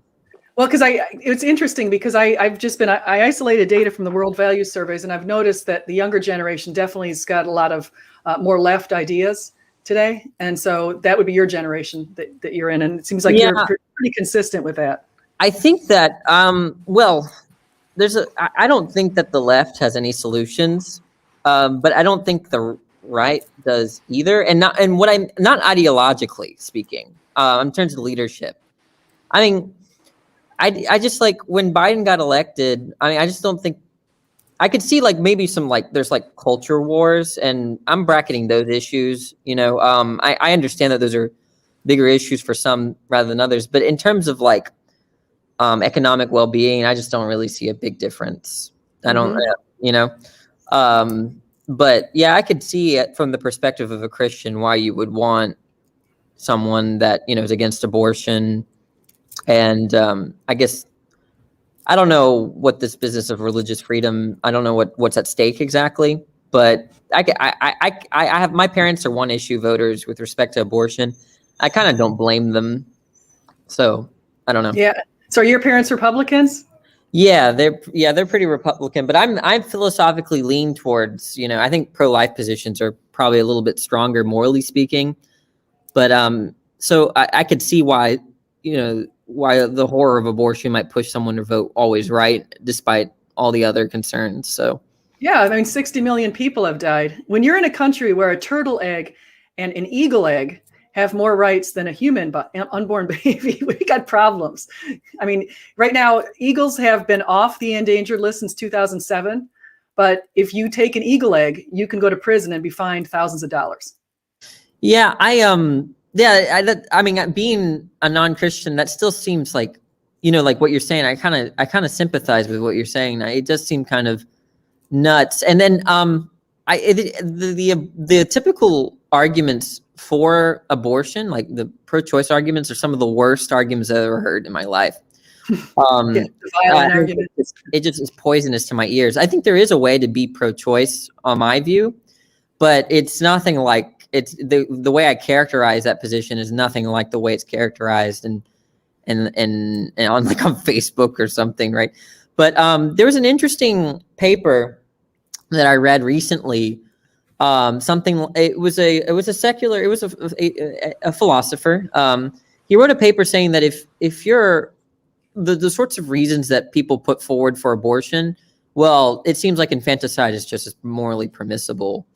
On a lot of that views, and I kind of like, I think I kind of get that, like that logic that if you're pro-choice, you know, I really think that you don't realize that a lot of these arguments support infanticide, you know.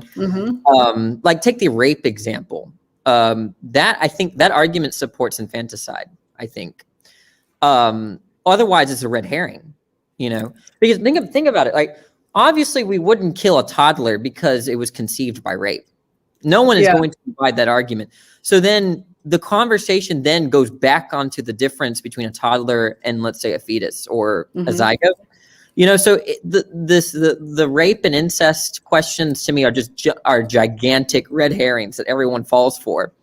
Yeah, and when you consider it's only 1% of abortions are cases of rape or incest, we're now, you know, we're generalizing based on the exception. Oh wait, he just lost him. Hey Sal, I got you. Sal's back. He's been on my channel before. We had a good conversation. Sal Cordova. Sal, you're the one who debated on the Dillahunty recently, right? Yes. Is that you? On the what was it? On Pascal's wager. Pascal's wager. Yes. Yeah. I like that debate. Yeah, I did too. Oh, yes. Yes, thank you. Have you seen Liz Jackson? She's floating around with the version of Pascal's wager too. Oh, I haven't seen that. Well, I had actually played in casinos and got kicked out. And actually, I had a chance to meet some Wall Street executives because some of them are expert blackjack players. One of them actually started as a blackjack player, and then he got promoted to Morgan Stanley because they liked his understanding of skill. So I realized this has spiritual principles.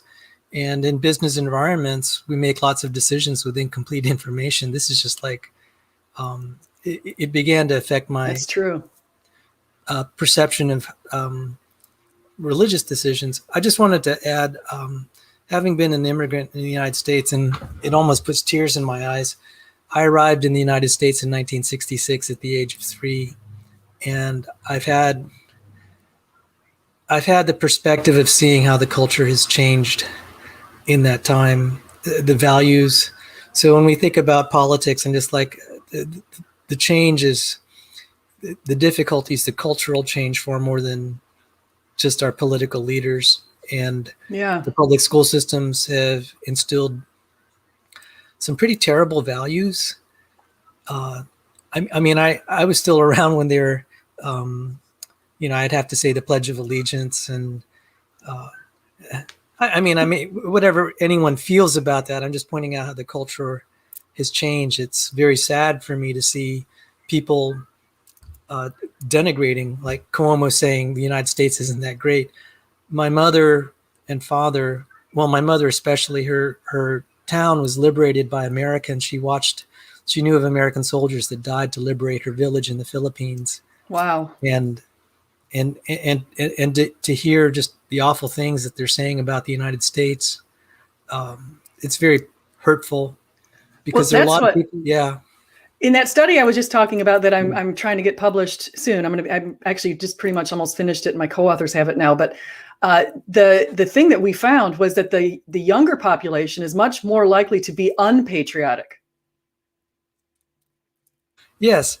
And, it's not some of that, non-patriotism is just saying how terrible American culture is. It's like they might have a different perception if they experienced other cultures that had a historical, because I tell you what, the Filipinos from my homeland that were under Japanese occupation, that generation has a totally different perception of Americans.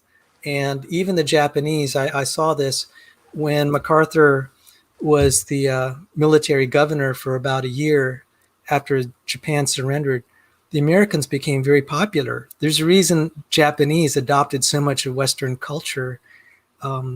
They got to see how well that the occupiers treated them, which is nothing like the way the Japanese or other countries had treated the countries that were subjugated. And so when I hear how terrible, the schools are teaching just terrible things about American culture, and just like this is terrible. It may be flawed, but compared to other countries, it really is, as far as I can tell, one of the best cultures in terms of the humanitarian attitudes. So that's the thing that a lot of just to build on that, my kids actually do in the public schools do say the Pledge of Allegiance each day. I don't know if they do it now in the high school, but they definitely did in the grade school. Every single morning they had to say the Pledge of Allegiance. And so I'm really happy about that. But we happen to be in a neighborhood that's like a third military or former military. So it's just a more right-leaning neighborhood. And so maybe that's part of it too. Sorry, disconnected. Oh, sorry about that. Hey, Danny, you're back. And I wanted to say, I experienced racism in the United States, but that culture, some of the prejudices and the things that went on, yes, that was disturbing, but it's not as disturbing as the anti-Christianism that I feel here that's going on, the anti-free speech, the cancel culture. I find that way more disturbing. I do too. So where are you living in the United States? Are you in the West Coast or? I'm in the East Coast. I'm okay. 35 minutes south of the White House, And I've Oh, lived in okay. North- You probably I've told lived- me that before. Yeah, I I've was lived just- in Northern Virginia for all since 1966, Okay. and I've seen the culture wow. and the town change. This used to be a red state, and now Yeah, it's Virginia is now a blue state, or purple or blue, right? And that's where I'm pretty sure that's where they outlawed these, some of these, not this book, but certain Seuss yeah. books. I grew up in Fairfax County public schools. I graduated from Jeb Stuart High School, and that's not a pop. They had to cancel that Jeb because they Stuart, said that was that was. Uh, and I've seen the demographics change. Part of the reason Virginia became a blue state is so much of its economy is the government and government employees, and it turned blue. But then there's just some really scary things happening in Fairfax County for what they're forcing down the kids' throats. Very anti-Christian culture. And Yeah, same in California. I think from what I've been studying up on California and some of the stuff they're forcing down the kids' throats. Like, you know, I don't want to get graphic, but some of the sex education is really messed up. Yeah, and then like recently, a student, he or she for Black History Month, they said, "Well, name a favorite African American." She I saw mentioned, that. yeah, she mentioned Candace Owens, and the teacher That's said, not allowed. "Who's?" And Candace That's Owens is a name not a conservative one. I That think doesn't count. I think that a really strong ticket, if we were to do a Republican ticket, would be Ron DeSantis and Candace Owens. No, Candace Owens is too polarizing. Ron DeSantis and Kristi Noem. She's like the next in line as the star. Yeah. Yeah. I mean, I do think that Trump can be, I mean, just because the hostility towards him, I don't know. He's just. Wait, too polarizing. You know, Trump got elected in 2016. Right. Definitely. Well, Victor Davis Hanson had a good analysis of that situation. He was comparing him to Patton. Patton just did some things that just didn't go over well in the press and in polite culture, like shooting mules. I just like, Oh, wow. yeah, that ruined his reputation because he shot some mules and threw them over the bridge. Because the mules belonged to a peasant, but his column was getting strafed by Nazi airplanes, and hundreds of Americans were at risk of getting shot to death. And what did the press focus on? He shot the mules that were blocking the way, and he pushed them over the bridge.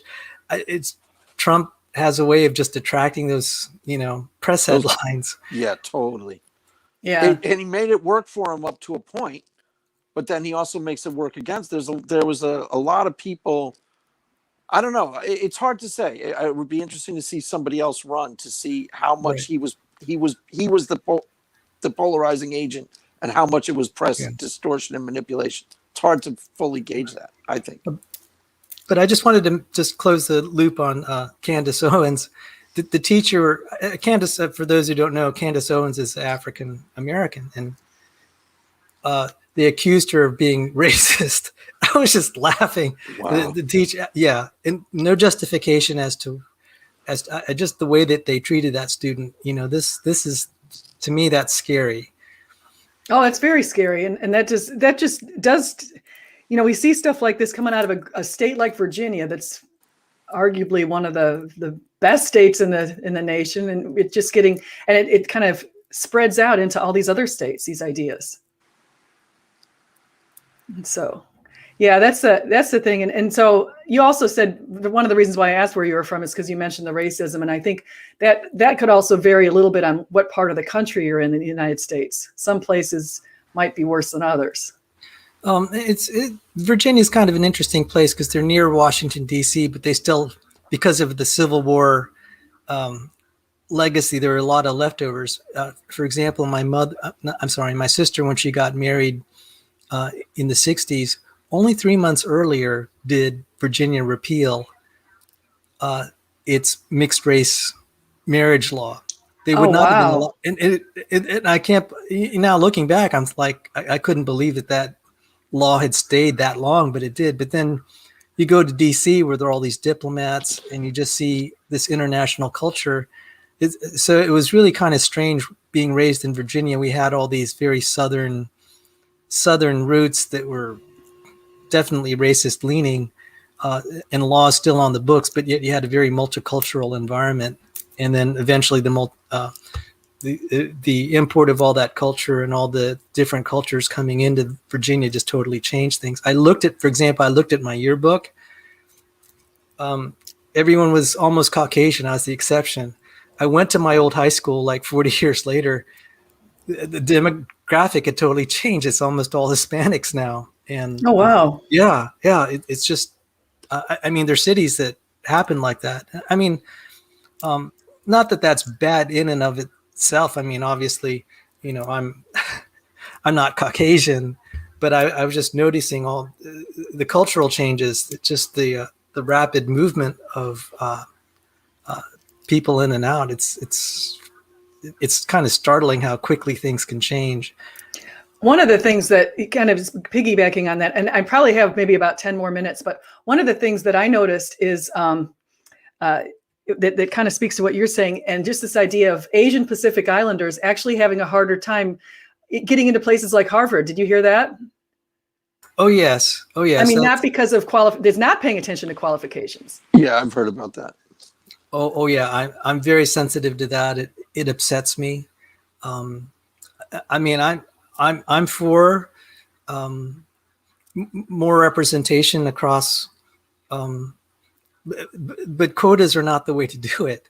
And Thomas Sowell actually pointed out there's some interesting things that this phenomenon happens in other countries where culturally certain demographic groups will just, they will specialize in, it's kind of these little cultures. It's like the Asian culture is very academic, and they will, it's not surprising that they will tend to try to apply to these schools in larger numbers. It's not that there's it's not that there's some sort of systemic conspiracy. There are a lot of cultural factors. I mean, having growing up in Asian families myself, I know what is valued, and academics is very high from the time you're little. My parents were always saying, look at your cousins, how much they study and they do homework. I mean, it's just, it's part of the culture of certain immigrant classes that come here. And it's not anything that's like systemic oppression. No, it's. I saw a really interesting thing by Malcolm Gladwell, kind of similar to the thing. He was wondering why there's a difference between. He looked at people from, say, Scotland, Wales, England, and stuff like that, and he looked at the kind of crops that they had to produce over the centuries versus the rice paddies and the kind of crops that were produced in Asia, and the time it took to produce the crops in these English and Scottish and other places was much less. So they didn't have to work very long days. They would get up in the morning and work till 12, and then they'd go half the time go off and start drinking or something. But then over in China and places like that, it was just much different because people were developing the rice paddies that apparently took a lot more time.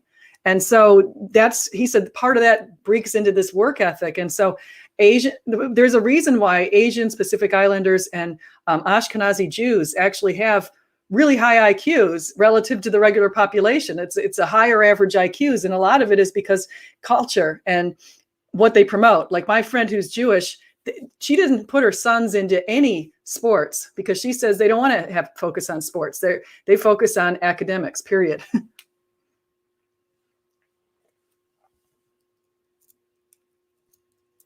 So that's all. So you're raised in a culture that did focus on, and that's all I'm saying. I actually think that something that we should all be modeling really as a culture. Getting smarter and studying is actually a really good thing. Of course, I'm a college professor telling you that, but and there are disparities in the various demographic groups, but they're blaming it on systemic stuff. There's a lot of cultural stuff there, and I felt Larry Elder argued the case, even though it's not popular. If you look at the demographics of like problems with single motherhood, it's devastating. That's just not popular to point that out. That's 65%. Yeah, it's easier to scapegoat, what apparently has become popular now is this scapegoat white oppression. And it's just like, if there's certain cultural norms that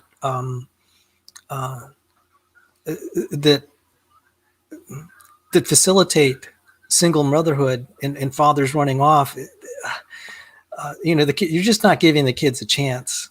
That we know that having a two-parent home is very much more stable than having a single parent home. And that's just, pointing that out just is not popular. And those are the real changes that will help certain demographic groups if that just stops. I can't identify exactly why that is. Some have attributed it to high incarceration rates because of small drug offenses. I don't know, but that certainly didn't help. And that's a change, actually, because going back to like the 1940s and 50s, those numbers weren't that high. So something happened, and I don't know exactly what it was to change cultures a little bit to not glorify the family unit. Yeah, and I think both Thomas Sowell and Larry Elder, but Thomas Sowell he's very scholarly. He did analyze the trends in single parent homes, and he said that it seems rather undeniable that change is what really affected the progress of the economy of people who are African Americans. It affected it, and he's like one of my favorite scholars, by the way. Yeah, he's great. Yeah, that's a challenge. You guys, Craig and Danny, you guys got thoughts on any of that? Well, also, there's like an issue with, and not like some kind of intrinsic issue, but the statistics that revolve around males are actually kind of concerning as well. Like the suicide rate, the incarceration rate, the homicide rate. It's all, in terms of college education, it's all bad, right? And specifically in the Black community, there are a lot of victims, and a lot of those that break the law are once again male teenagers, right? Young males, right? So I've always there's been this idea that, while I think women have their set of issues in society, I just can't believe that there's just something wrong culturally speaking, I suppose, with boys and young males, right? It's fascinating. They're both biological factors, but now it's being exacerbated by kind of the way that the schools and society are handling it. We do know, and this is so politically incorrect, but I'm just going to state what's even evolutionary biologists will acknowledge, is that there's a lot of variability in what they call the male phenotype. So that means that if you look at the bell curve of intelligence, the male curve is a lot flatter, which means, sadly, you'll get more geniuses, but then also correspondingly more what they call they use the term imbecile. I don't know what the polite word would be, but just low IQ. And so what ends up happening is we have 98% of the mental patients are males. So many of the homeless are males. And this, it looks like that bell curve. So then on the high end, you'll have so many of the most affluent and successful being males too. And one thing that wasn't popular with this analysis, even though biologists, there you go. Oh, it's kind of like that. Yeah, I've seen that. I know exactly what you're talking about. And that's true. So they average the same, right around the same, but you're right. The curve. And that means you'll have eight times more male geniuses. And the culture will say, well, that's systemic oppression. I'm just like, I don't know how to handle that, because what's really sad then is, okay, so you want to focus on the high end. What about the low end? I mean, 95% of the prison population is male. Mm-hmm. That tells me what the males on the low end need a little bit more special care just to help them to stay away, keep them at least, help them along so that they're a little bit more functional, because they have a tendency, unfortunately, to end up in jail and be homeless, end up in mental institutions. So what Danny points out is sadly partly a biological fact, but then we're not doing anything to recognize this problem. We're all focusing on the supposed injustice at the high end. I mean, there may be some of that, but um, uh, it's not like, well, okay, you don't focus on the inequality, so to speak, at the low end, and there's a lot of that too, and it's very, very sad. Well, the ability for these people to work if they're at the low end is pretty low. Like Jordan Peterson was talking about, the U.S. military doesn't take anybody with an IQ under 83 because they realize that this person actually is going to hurt performance rather than do anything to contribute to it. And so what do those people do? What happens if you have an IQ that's 75 or something like that? Yeah. And, and I don't think that they're great answers, but in a Christian culture, we care for those who are underprivileged, and it says to help bear the burdens of those who are weak. And that's not the, as Christian values are gone, there's more tendency toward euthanasia and just kind of dispensing of people. I was kind of disturbed with some of the things I heard about the Democrats rationing healthcare. I don't know how true that was. Bloomberg was saying, once they're 95, maybe they've lived a good life. I don't know how true that report was, but if it was, that was kind of disturbing to hear him say that. But I mean, I've definitely gotten the impression that certain social forces are advocating, okay, when human life is no longer quote unquote productive toward the state, it's better just let them go. And they're advertising this in the name of compassion. Oh my gosh.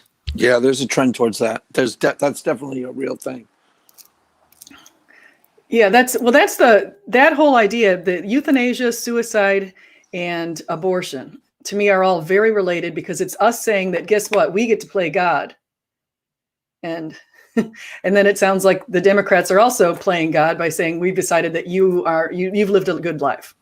Right. So what you said is the state is having priority, the quote unquote state, rather than the Christian ideas that individuals have a very, very special value, and it's independent of whether of their contribution economically. That's something that Jordan Peterson said that really struck me. He said, in the Christian culture, even a murderer or a criminal is still viewed as having certain fundamental rights in terms of his treatment. And that really did strike me. I said, yeah, that came from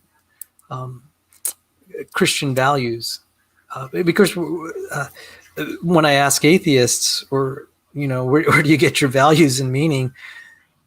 That's one reason when I nearly left the faith, I came back. I said, I just asked a very simple question. Where do you get your meaning and purpose in life and your values?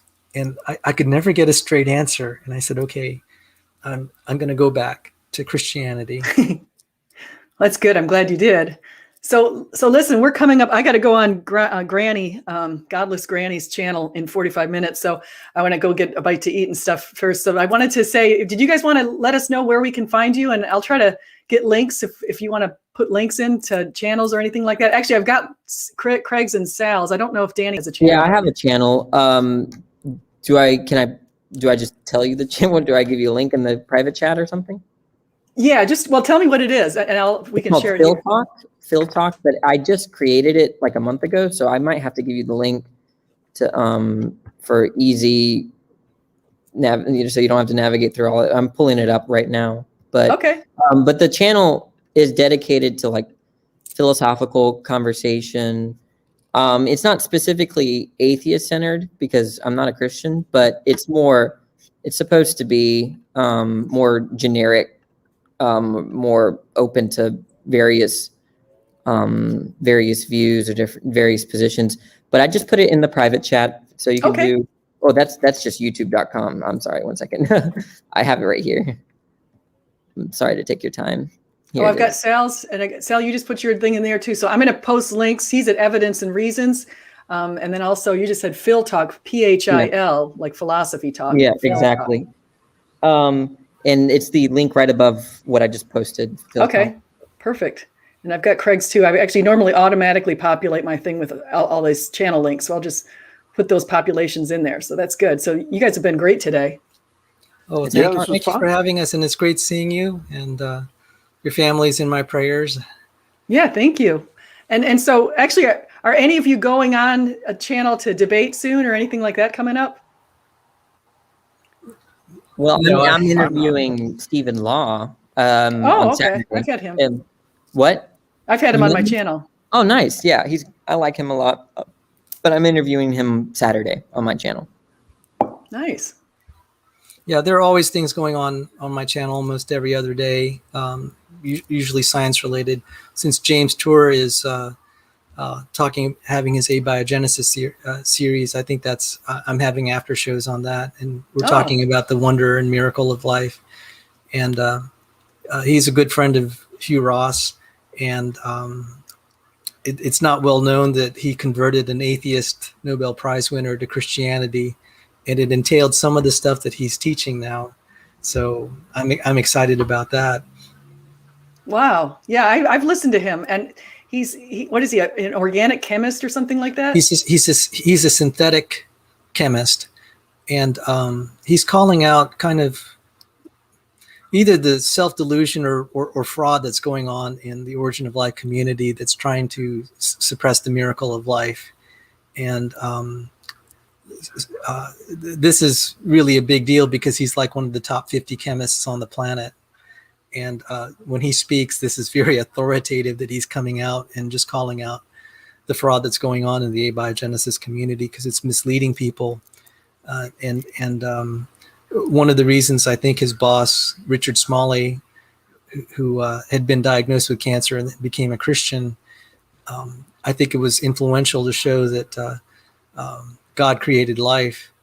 And Hugh Ross had came to visit both James Tour and Richard Smalley.